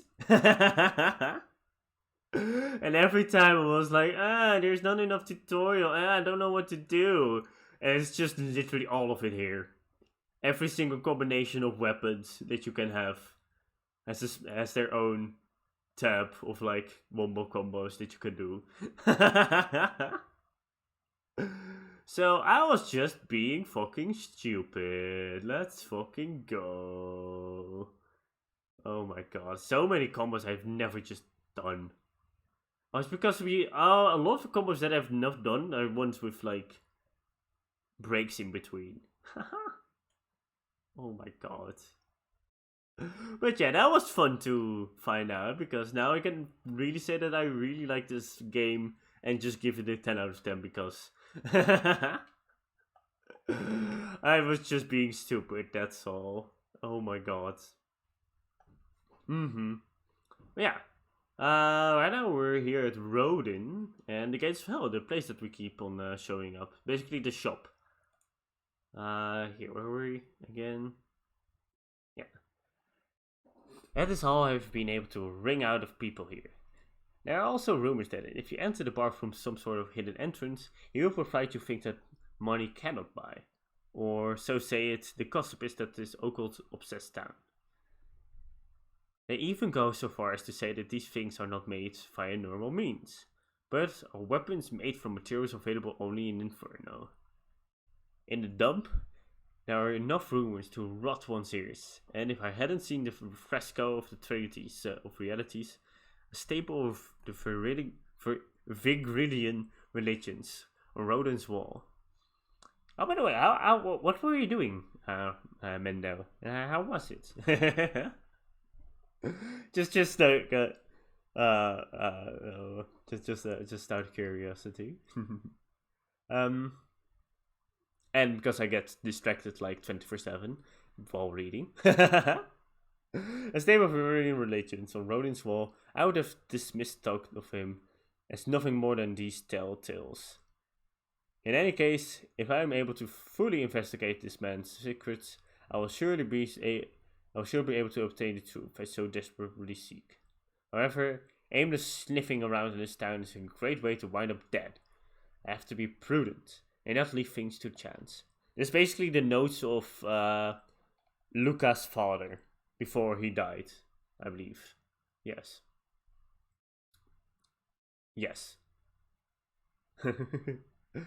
At the center of the man-made island of Isla del Sol, there is a display of sheer military force. I was wondering where the rockets came from. Unimaginable for the likes of Vigrid. A display whose menacing power even I cannot shake. Well, there is a very little public face to these efforts. If my information is correct, the military spending here rivals that even great powers in the world. Because, of course, you can. Moreover, amongst the towers of enterprise and government, other buildings stand as an anti-aircraft countermeasures. These buildings a strategic defense initiative known as Gjallarhorns.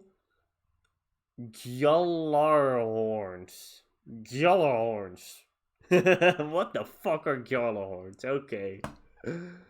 Equipped with a battery of anti-aircraft SAM missiles that have been placed in the four corners of the island. What in the world would cause a small place like this to install such dramatic defenses? Because it looks cool in-game when somebody uses them. There's also word that the Americans are involved in the armament and expansion of the military complex here. It is said that the Ifhalvold group is undertaking some sort of next-generation energy research, and thus has traded the rights to this technology for added force of arms. It's not a wholly unbelievable story. Seeing all of the military takeoffs and landings here in Vigrid, I don't want to think their destination is actually the place I call home.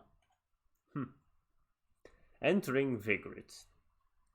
I'm in a sport camp with my sports club. Oh, that's so much fun! Holy shit! Wow. Okay. What? Like, is it just one sport, or like, are there like a whole different kind of sports? Like, you do every single day different kind of sport, where rock climbing, sailing, stuff like that. You'll be audio only in a stream where I read books. What? But now you can't see the beautiful pictures that are here. Which are just screenshots from the game. No, that's okay, The ancient city of Victory. I'm just happy that you're here. That's all I can say. The ancient city of Victory is largely inaccessible, surrounded by mountains on one side and the sea to the other. Whilst at first glance it may seem incredibly inconvenient, it is said that Victory flourished primarily due to the presence of strong spirit energy within the land underfoot. The Umbra Witches and Lumen Sages, each with respective control over dark and light, must have needed a land replete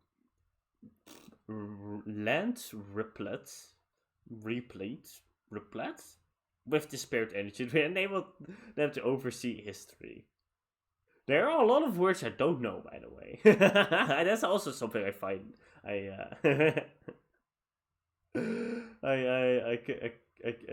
come to know of myself, that I just don't. I don't have a very big vocabulary. Mainly biking, but mainly everything. Okay. Also a lot of fun. One of my housemates is very much into like biking and mountain biking, and he watches the Tour de France like every single year with his father, and it's just a lot of fun. He also has like a couple of like biking gear, shirts, and special bike and everything.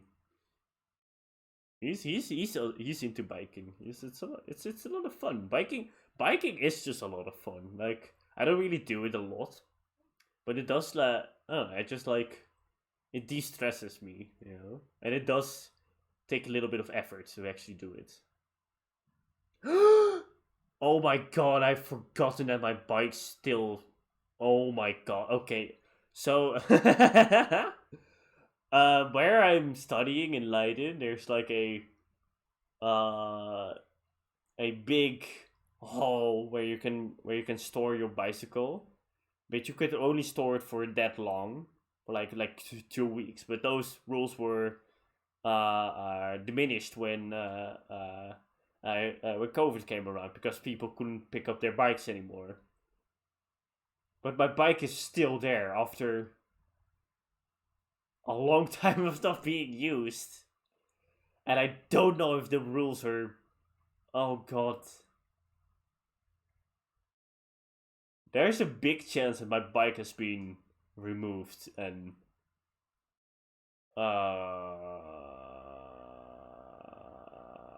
Anyway, entering Vigris. Shit. Fuck. Oh, I need to look into that tomorrow, ASAP. Actually. Okay. Anyway, I have fun biking. And take good care of your bike. That's what I'm trying to teach you here. Yes. Oh my gosh. Okay. Uh, yeah, the waste of time have. Just stop, controller, stop. Okay, the waste of time have modernized figures, spurring rapid development. However, its residents still avoid outside contact, preferring to maintain their own culture and religious outlook. The only link with the outside world is a single, long-distance rail line. Simply riding this train requires an application be submitted to a rigorous authorities, and a rigorous background check is required prior to the issuance of an entrance visa. And that's how you create incest. Because there's no one coming in there. And they're all just one big family. This is not a good way to to take care of your city. What the fuck? No. Oh my god. Okay. Anyway, which must be carried at all times. Once this embarking from the train, there is further police search, after which one is granted admission to the city. It seems that what allows Vigrid's ability to be so strict regarding immigration is the seemingly close link between the Vigridian authorities and the Ifalvol group, a conglomerate based in Vigrid. Yet, providing this link will require further investigation. Treasure of the Clans, the Eyes of the World. Alright, this is the okay. Big lore stuff.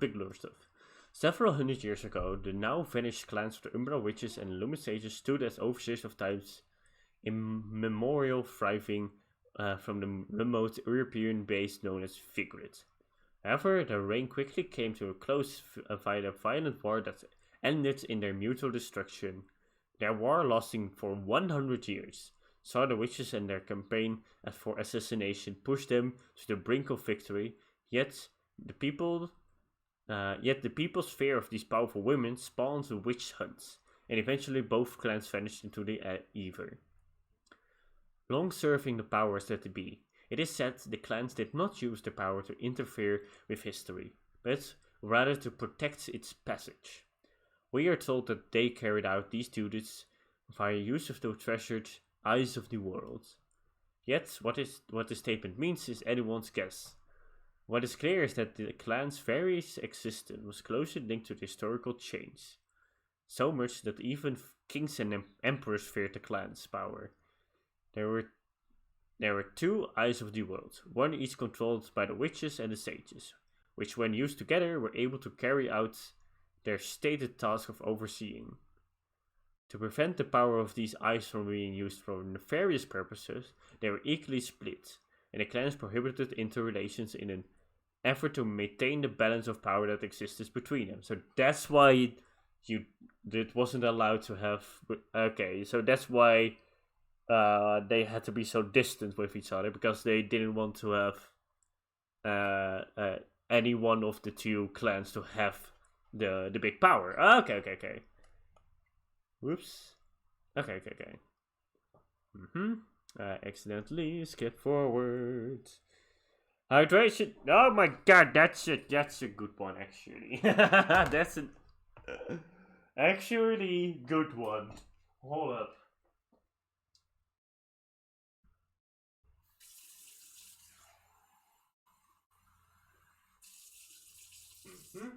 Oh my god, now that you're mentioning it, my throat was getting a little bit sore because of all the reading.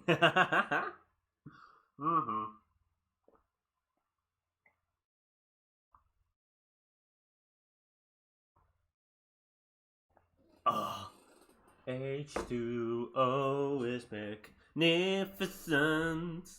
I really like the water for some reason. I don't know why, but that is why I came to Earth. Me as a space guy wanted to see all of the blue. Yes, that's now part of my lore.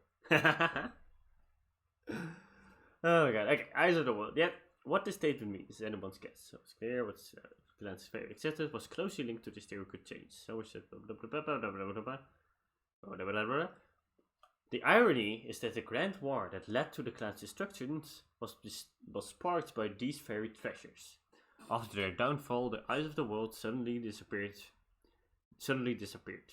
Information about them is extremely limited. What sort of items were the eyes? What shape did they take? All this remains unknown. The black markets recently saw a large gemstone come into the markets, bearing the name of the Eye of the World. Although, it may be a different item under the same name, or even a mafia scam meant to guards market reaction. There is no proof that the ancient treasure was actually a gem, but there is reliable, albeit troubling, information regarding the treasure and the CEO of the Evil Group. Oh, and that's father. That's the father Balder. There we go. It is said that he is in search of the stone of some unknown item for his development project in next generation energy. But whether it is any relation to that matter requires further research. Okay.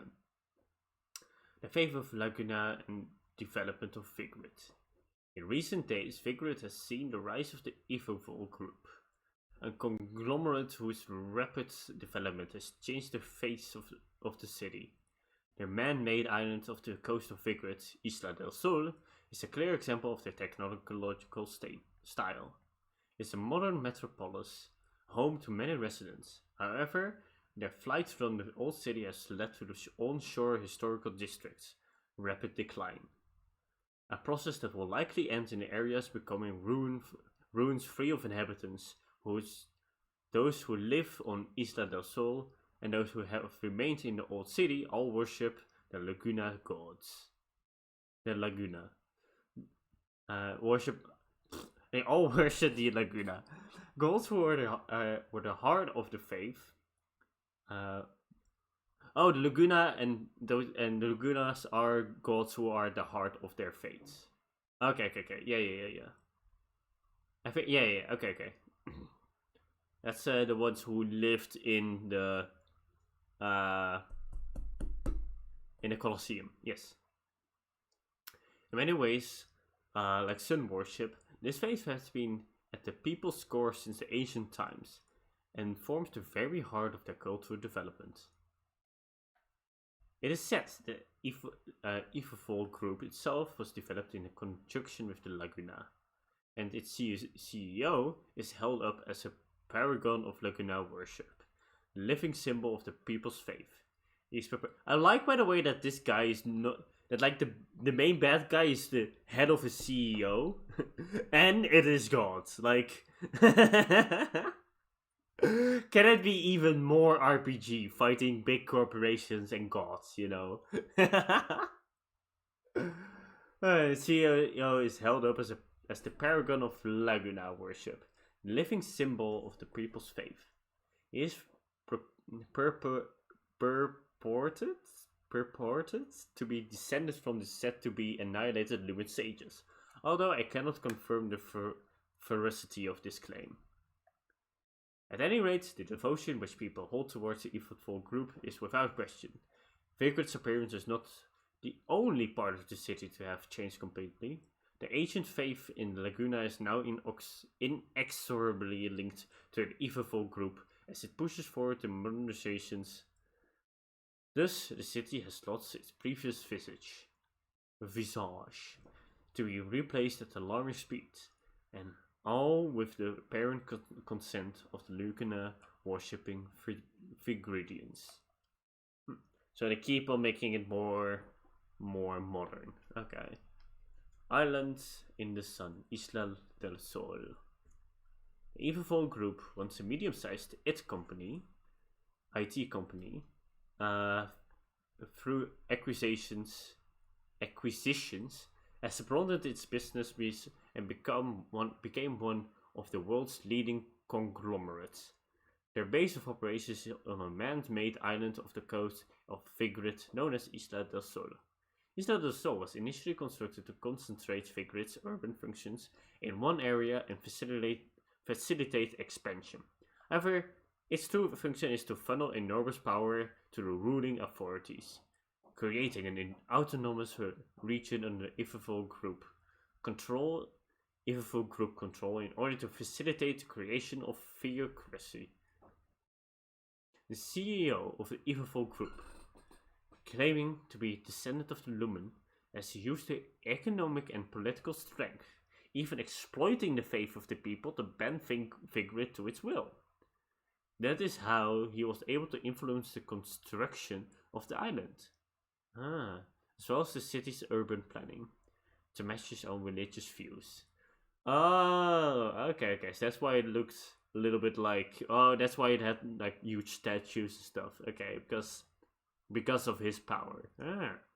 Buildings are lined up as if they were an enormous spiral being drawn towards the center of the island. A symbol of the Trinity of Realities known as the Cosmos of Chaos. Among these urban structures, there are SAM-equipped strategic defense site known as Gjallarhorns. Tall buildings creating a skyward barrier that is nearly impregnable. At the center of this curtain of defenses lies the Ifeful building, heart of the Ifeful conglomerate. I've been able to obtain important information regarding the building itself. While it may be the outward symbol of the city's wealth and pride, the inner sanctum of the building is home to advanced energy research that the Ifeful CEO is secretly using as a leverage that he hopes will allow him to remake the world according to his own vision. How does this guy know this? Hold up. How does this guy know all of this information? It sounds absurd, but I've seen things on that island so strange that I believe it's not with all my heart and soul. It is that I believe it is now with all my heart and soul. Okay, sure. Ha. So Evil Corporation says, I have infinite energy, give me power.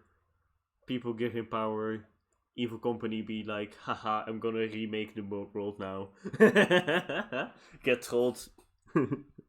Purgatorio, the center of Trinity. One of the unique aspects of the religion in this town is that people's belief that the world is actually made up of 3 unique realms layered on top of each other. Human world, Inferno, and Paradiso. The trilogies of realities. Oh, and this is from Dante. Dante's Inferno. I've read about him. Oh, yeah, and he like he finds his girlfriend. Oh god, and he's the one who talks about all the layers of hell. Oh my god, maybe a lot of the lore in this is actually taken from Dante's Inferno. Of Dante's... I don't know what the book is called. I know Dante's Inferno is a game, but... Okay. However, the wavelengths of the spirit energy in each of these realities is different, and inhabitants of each are unable to interfere with the other's affairs. Despite the fact the worlds are layered, it is said that the Lumen Sages and Umbra Witches had the unique ability to pass into a realm unknown as Purgatorio and travel amongst the Trinity. It is believed that the witches and sages each made contracts with the Masters of Light and Dark worlds, and can use special abilities granted to them by their masters. Underlying all of this, though, is the presence of the Trinity of Realities. Even during the witch hunt, it seems those suspected of being witches were lured into Purgatorio, an act the people called being spirited away. Okay. And their presence into no man's land was used as justification for further acts of persecution. Okay. So they say like that witches basically kidnap people. Okay. And that's just a bigger reason for hating witches, because of course, To further explain Purgatorio, one must understand that those within the realm are unable to see or touch those in the human world, nor are the human in their own world able to interfere in the affairs of Purgatorio. Moreover, what we identify as material objects may have different appearances in the different realities. Yet, when these items are destroyed in one world, they will be destroyed in all worlds. Okay. Yeah. So that's with the benches and the vases and stuff that we all destroyed. Yeah. This basically why many place religious interpretations upon the phenomenon of unexplained destruction that occurs during their everyday lives. So this so this controller that has drifts, it's just because it's divine. Nintendo makes broken games and broken controllers because they are divine. That's the reason, and we just can't see that. It just happens. Nintendo has just a very close connection to the divine. Duh. Yes. Oh, by the way, I've gone to this city today. Well, first of all, I've helped move a little bit of items from my best friend into the room next door, because she's actually going to be my new neighbor, and it's just so much fun. It's so weird to think of that she's actually going to be my neighbor, that I'm actually going to see her every single day. It's like I'm so fucking stoked. Oh my god. You still don't know anything? God, are you even listening? Oh my god. Oh, I guess you did like you did miss half of the thing. I guess how can I summarize it so far? Okay, you have basically the Lumen Sages, the Umbra Witches. They are the overseers of the world, of the history. They each have do that with their own eye of the world. The left eye and the right eye. And they knew that they shouldn't be together, the left eye and the right eye, because that would give somebody way too much power. So they said, okay, there should be no relationship between any of us. Just hate each other, basically. Then the father Balder had a child with Bayonetta's mom. Then you get Bayonetta. So the Tenet was destroyed. Then you have like that they fought, and that's like one of the battles we did as Bayonetta's mom, but we didn't actually know that. So they have a battle, but eventually the Lumen Sages and the Umbra Witches get into a fight because they actually want that power for themselves and stuff. And the Umbra Witches were pretty much winning, but the Lumen Sages were like, "Hey, you see those witches? Yeah, they're bad guys, so you gotta kill them now." So then the witch hunt started, and then eventually both sides died. And the only one who survived were then Father Balder, John, and Bayonetta, basically. So, Father Balder was like, well, I still want those two eyes, but I don't have that eye. So how do I get this eye? Well, by creating a clone. Okay, this still a little bit fake to me, like how he did this, but he basically stole the eye from Bayonetta with like a very weird scheme where he he took Bayonetta from the past and placed her in the future. And that way, like Bayonetta. Oh, okay, I get it. Because Bayonetta at first had the left eye when she was a child, but she lost it when she got killed by John, or at least when she got stabbed by John. She lost the left eye. So in order to retrieve the left eye, Father Browner, Balder, Father Browner, yes. He traveled through time, did some time stuff because they are overseers of time, so they can do that. Uses time abilities to basically make it so that the baby, the child version of Cerisa uh, got protected from the devastating blow. So that way Bayonetta still survived the stabbing and kept the red stone.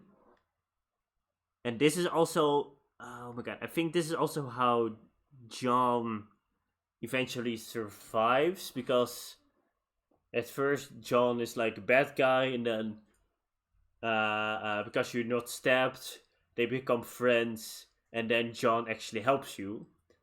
So yeah, so it was Father Baldur's plan all along that Bayonetta would somehow help her past self, and then give her the ability to survive. Which is, of course, sure, you know. So then Bayonetta still has the left eye, which he can use to activate God Jubileus and recreate the world as he wants to, because he now has both eyes. That's basically what I got from it. There you go. And now we're going to read a little bit more about the CEO. Maybe we can find out how he actually did it. Oh god. Okay, the evil group holds a complete control over Vigrid, planning the city and arming it to the teeth, all while using metaphorical flourishes to conceal the conglomerate's many dark facets. The company's vast political and economic power has created an island held as the symbol of modernity, Isla del Sol, and placed its headquarters at the symbol's very center. At the conglomerate's top stands a man said to be a descendant of the long-departed Lumen, a man who has earned the admiration of the people, Baldur. Yeah, he did all of that for the eye. And I still don't. And probably there's still something wrong, because, you know, why not just then take the crystal from the child?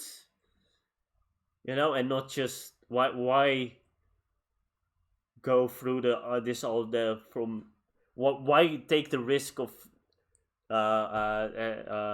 counting on that Bayonetta will protect her, basically. Will protect her past self and teach her the ways to protect herself. But sure, you know. Sure. Anyway, anime. Baldur is, as they say, a mystery wrapped in an enigma. If he is truly one of the descendants of the Lumen, and that would mean that the blood in his veins has been pumping since the extermination some 500 years ago. However, even if you look back through the decades of Vigrid records, there is no knowledge of anyone with a Lumen lineage. Furthermore, if you search for information on his homeworks, schooling, work history, or family, you'll find out that it has always been forged. There is no record of his life before Evilfall, nor are there any stories of unimpeachable veracity. It seems that he has been hiding details of his life ever since his birth. I've already chronicled the unprecedented military expansion and turbulent movements related to the next generation energy research taking place in Vigrid. However, a man who has for years or even decades hidden the facts of his life is now at the very pinnacle of power of a conglomerate with literally earth-shaking might. The question begs to be asked, what is this man capable of? And then there's me with 4 eyes. Like, imagine, right? What I can do. And we're back to the God complex. And we're back to that. Okay. The Angels Banquet Hall, Alfheim. Vigorant has long held the nation that the world is comprised of a trinity of reality, Paradiso, Inferno, and the human world. However, since the era of witch hunts, where the Umbra Witches met the total annihilation, Vigorant held that Paradiso, the world of light, is the most perfect of these realms, and have worshipped it as such. Okay. So that's why. Okay. So the angels come out of Paradiso and they worship the angels. Yeah. Yet, as normal human beings are unable to experience this heaven, their Virgins' feelings regarding Paradiso manifest themselves in various ways. Even the Porta del Paradiso, ruins of which remain to this day, were born of this face and placed around the city as an act of Paradiso worship. These structure stones, digged 3 meters in diameter, were said to represent portals into Paradiso itself. It was believed that when the gods extended to the people as a helping hand, they would do so via the portals, guiding them to Paradiso. Thus, the portal were placed in spiritually powerful locations. I have one more interesting aside. Okay. Within the Paradiso, there are said to be a secret room known as Alfheim, where angels gather and hold their banquets. The Porta del Paradiso created by man are said to mimic the entrances to these Alfheim. Legend has it that if someone were to stumble across one of these portals while in Purgatorio, they may enter an Alfheim, upon which the angel would entertain the lost visitor and bless them justly. Okay. Oh, that's where we found one of the time thingies, I think. I think we've been there. Okay, CEO number 2. There remains one thing that worries me about Baldur. There are rumors that he has been partaking in the game of the Lumen Sage. In other words, feverishly hunting out any remaining Umbra Witches in order to facilitate his next generation energy research. It is hard to believe that a member of this clan, thought to have crumbled away 500 years ago, still remains, unbeknownst to the world at large. However, when considering that they are purported to have wielded massive power as overseers of the world that is self-styled states Baldur is actively seeking a witch force one. Blah blah blah blah. Hold on. Okay. Baldur is actively seeking a witch forces one to have major qualms. Yeah, okay, he be weird that he's searching for witches. And of course, while the sound of research into next generation energy is incredibly attractive, the marvelous ascent of Baldur, as well as his startup company and his control of an arsenal of armaments and fortifications, has all been conducted under the cover of total media control. Could one honestly say that all this secrecy would be needed for something that has useful uses? That's very true. Another troubling sign is the ease of which one can acquire information regarding the evil conglomerate as of late. It may just be my journalistic sense, but I feel there's a possibility that Baldur is intentionally leaking information.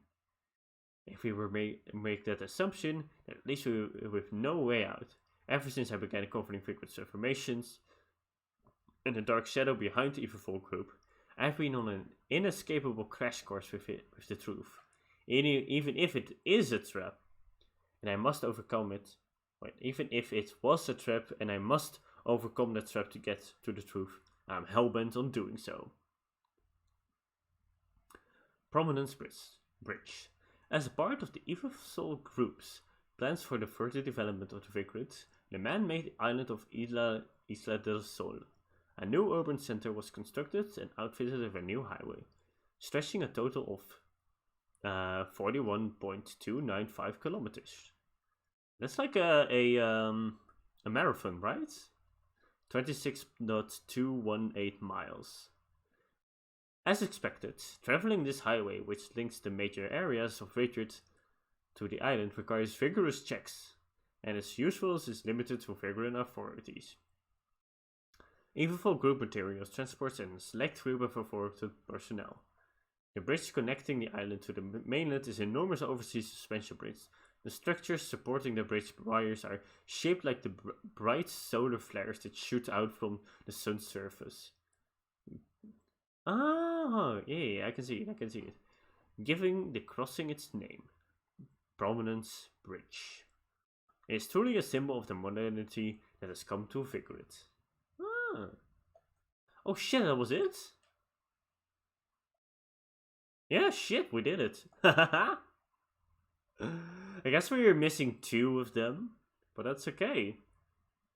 Well then, that was literally all the lore we could find. Well, we had find. That was a lot of fun. I'm actually sort of understanding the story now. I'm actually sort of understanding how the fuck it works. Oh my god. That was so much fun. Like it's so weird because I've learned so much, but it's all in a fantasy setting, you know. So it's just like, did I really learn something?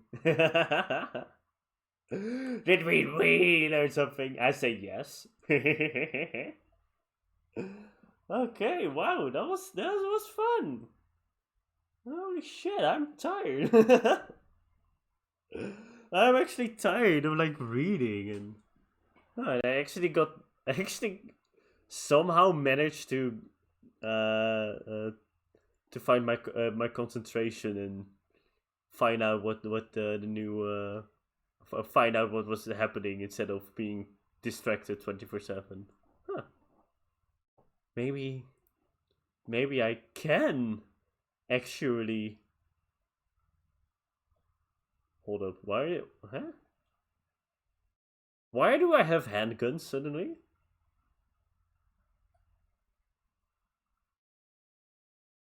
Oh, of course, it's because I'm still in the tutorial. Haha. Like I am talking about about not being distracted, and then immediately get distracted because I see a couple of Glocks in my inventory. Oh my god. Well. Well then, that was it. That was actually it. I even, oh my god, I forgot that the music stopped a little bit ago. Huh. But yeah, that was basically all that I planned for today. It's it's also a nice time to know that there's something else than MOBA. Yeah, there is actual plot to this game. It's not only just plot with quotation marks.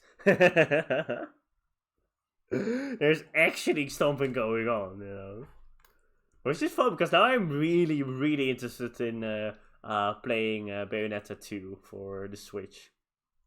Yeah, let's take a look. Bayonetta 2. Because it is only for the Switch, I believe.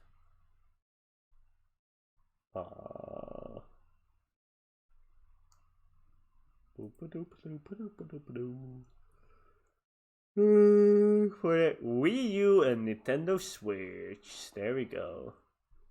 And there we have the other Bayonetta with her short hair. And I feel like playing Super Smash now. And actually doing some Bayonetta combos. Actually would be kind of fun. You know what? I'm gonna do that. I'm gonna play some Super Smash, you guys. I can't stream it because I don't have a capture card. So I can only stream Bayonetta whenever I have a capture card. Whoops. But that's okay.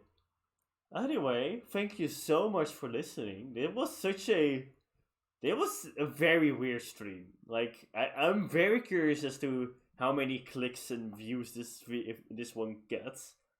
Purely because it is such a Yeah, I've never done it. I've never done just a lore nerdy stream. But I'm very happy with it. It was a lot of fun. And I'm just I don't know, it's just religion is just so fucking banger. Oh my god, I can actually whoa! Hold up. I can choose my own courses next year for like in university and master. And maybe I can actually like maybe there's like one course that talks about like mythology and like religion and stuff, you know? That would be a lot of fun. Just a lot of religion and maybe like differences. Now, I don't need to know like how it spreads and stuff, but actually like the fun stuff like the sins and the virtues and how they are intertwined and how they are represented in media. I guess then it would probably I need to pick a course that then only focuses on one religion, which is kind of a shame. But that would be very cool.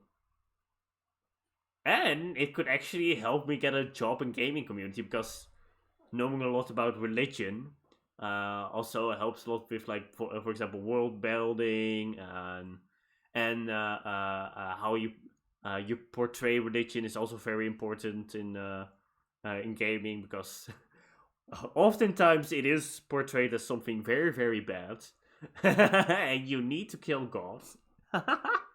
It just be like that and it's actually just like why would you believe in it, you know?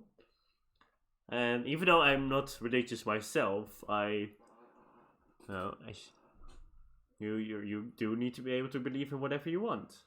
Unless you're homophobic, then you can eat shit and die. Oh yeah, you can't see it, but I'm doing finger guns. Oh my god. I can talk. Already can talk a lot about religion and stuff like that because my grandpa is a dang it, not a priest, but yeah. Let me translate. Translate. Google. Boop.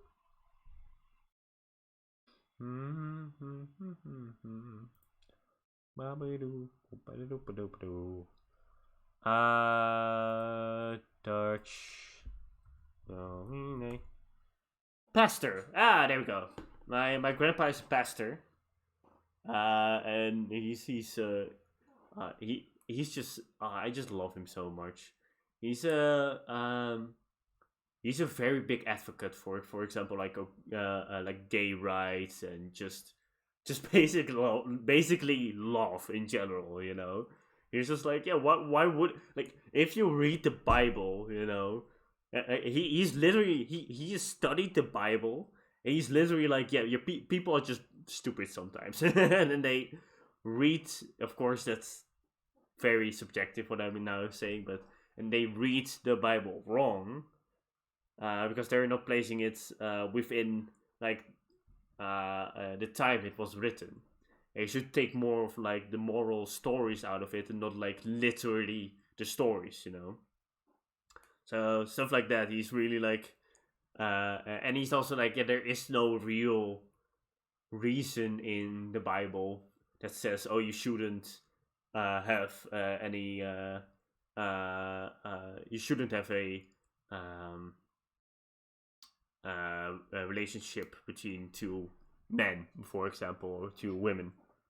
Yeah, God of War equals mythology plus son and dad. Wait, what? What are you talking about? I'm so sorry. I just God of War equals God of War the game franchise. Jeez, oh my gosh, I'm so sorry. That took so long. Yeah, basically just a son and dad story, but with mythology.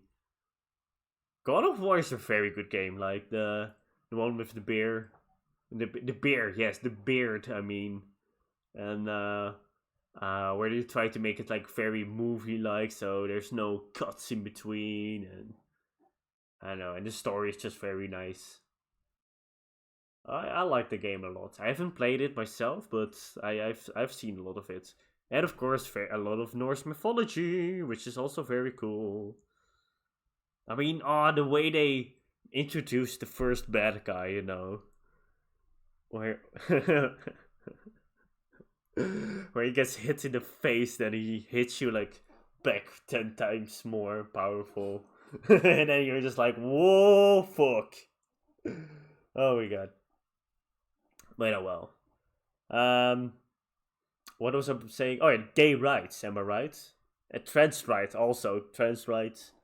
My grandpa, the pastor, is amazing, and more people should be like him. You know, you can believe in whatever you want, but don't believe in hatred. Is I guess the best way I can say it. You know, don't believe in hatred, please. Oh. Mm-hmm. And it's also a lot of fun. Maybe I'm going to for a religious course in like Christianity because Xenoblade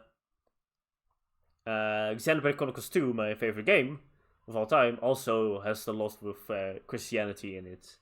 Like it's not like the same, but it's different, but still the same. You know, a little bit like that. So that would be actually kind of fun, and I can get all of it out of there. You can really analyze it. It would be a lot of fun. I'm gonna try to see if there's some classes in that. Huh. Well, I think I said I was done a little bit ago, like 10 minutes ago. It's also like how it goes always with like friends. By the way, like if we're like together, like in my apartment or like online, it's always like, all right, see you next week. Oh, by the way, and then 40 minutes later, it's actually like, okay, we should go now. This is getting. We need to sleep. We need to do. Please, need to catch your train. It's like. Like I said, I get easily distracted, even when it comes to saying goodbye. Oh my god. But okay. Anyway, thank you all for coming. I will see you guys next time. Have a lot of fun on your sports camp. You know, you can choose yourself to keep me updated every once in a while, or just say like, "Nah, I'm going offline for 2 weeks, and I'll see you in 2 weeks." Let's say, okay, just have a lot of fun. I'll see you I'll see you around. And for today, I'm gonna yawn. First of all. There we go. PNG tuber yawn. Let's go. But yeah, for today, you guys, we are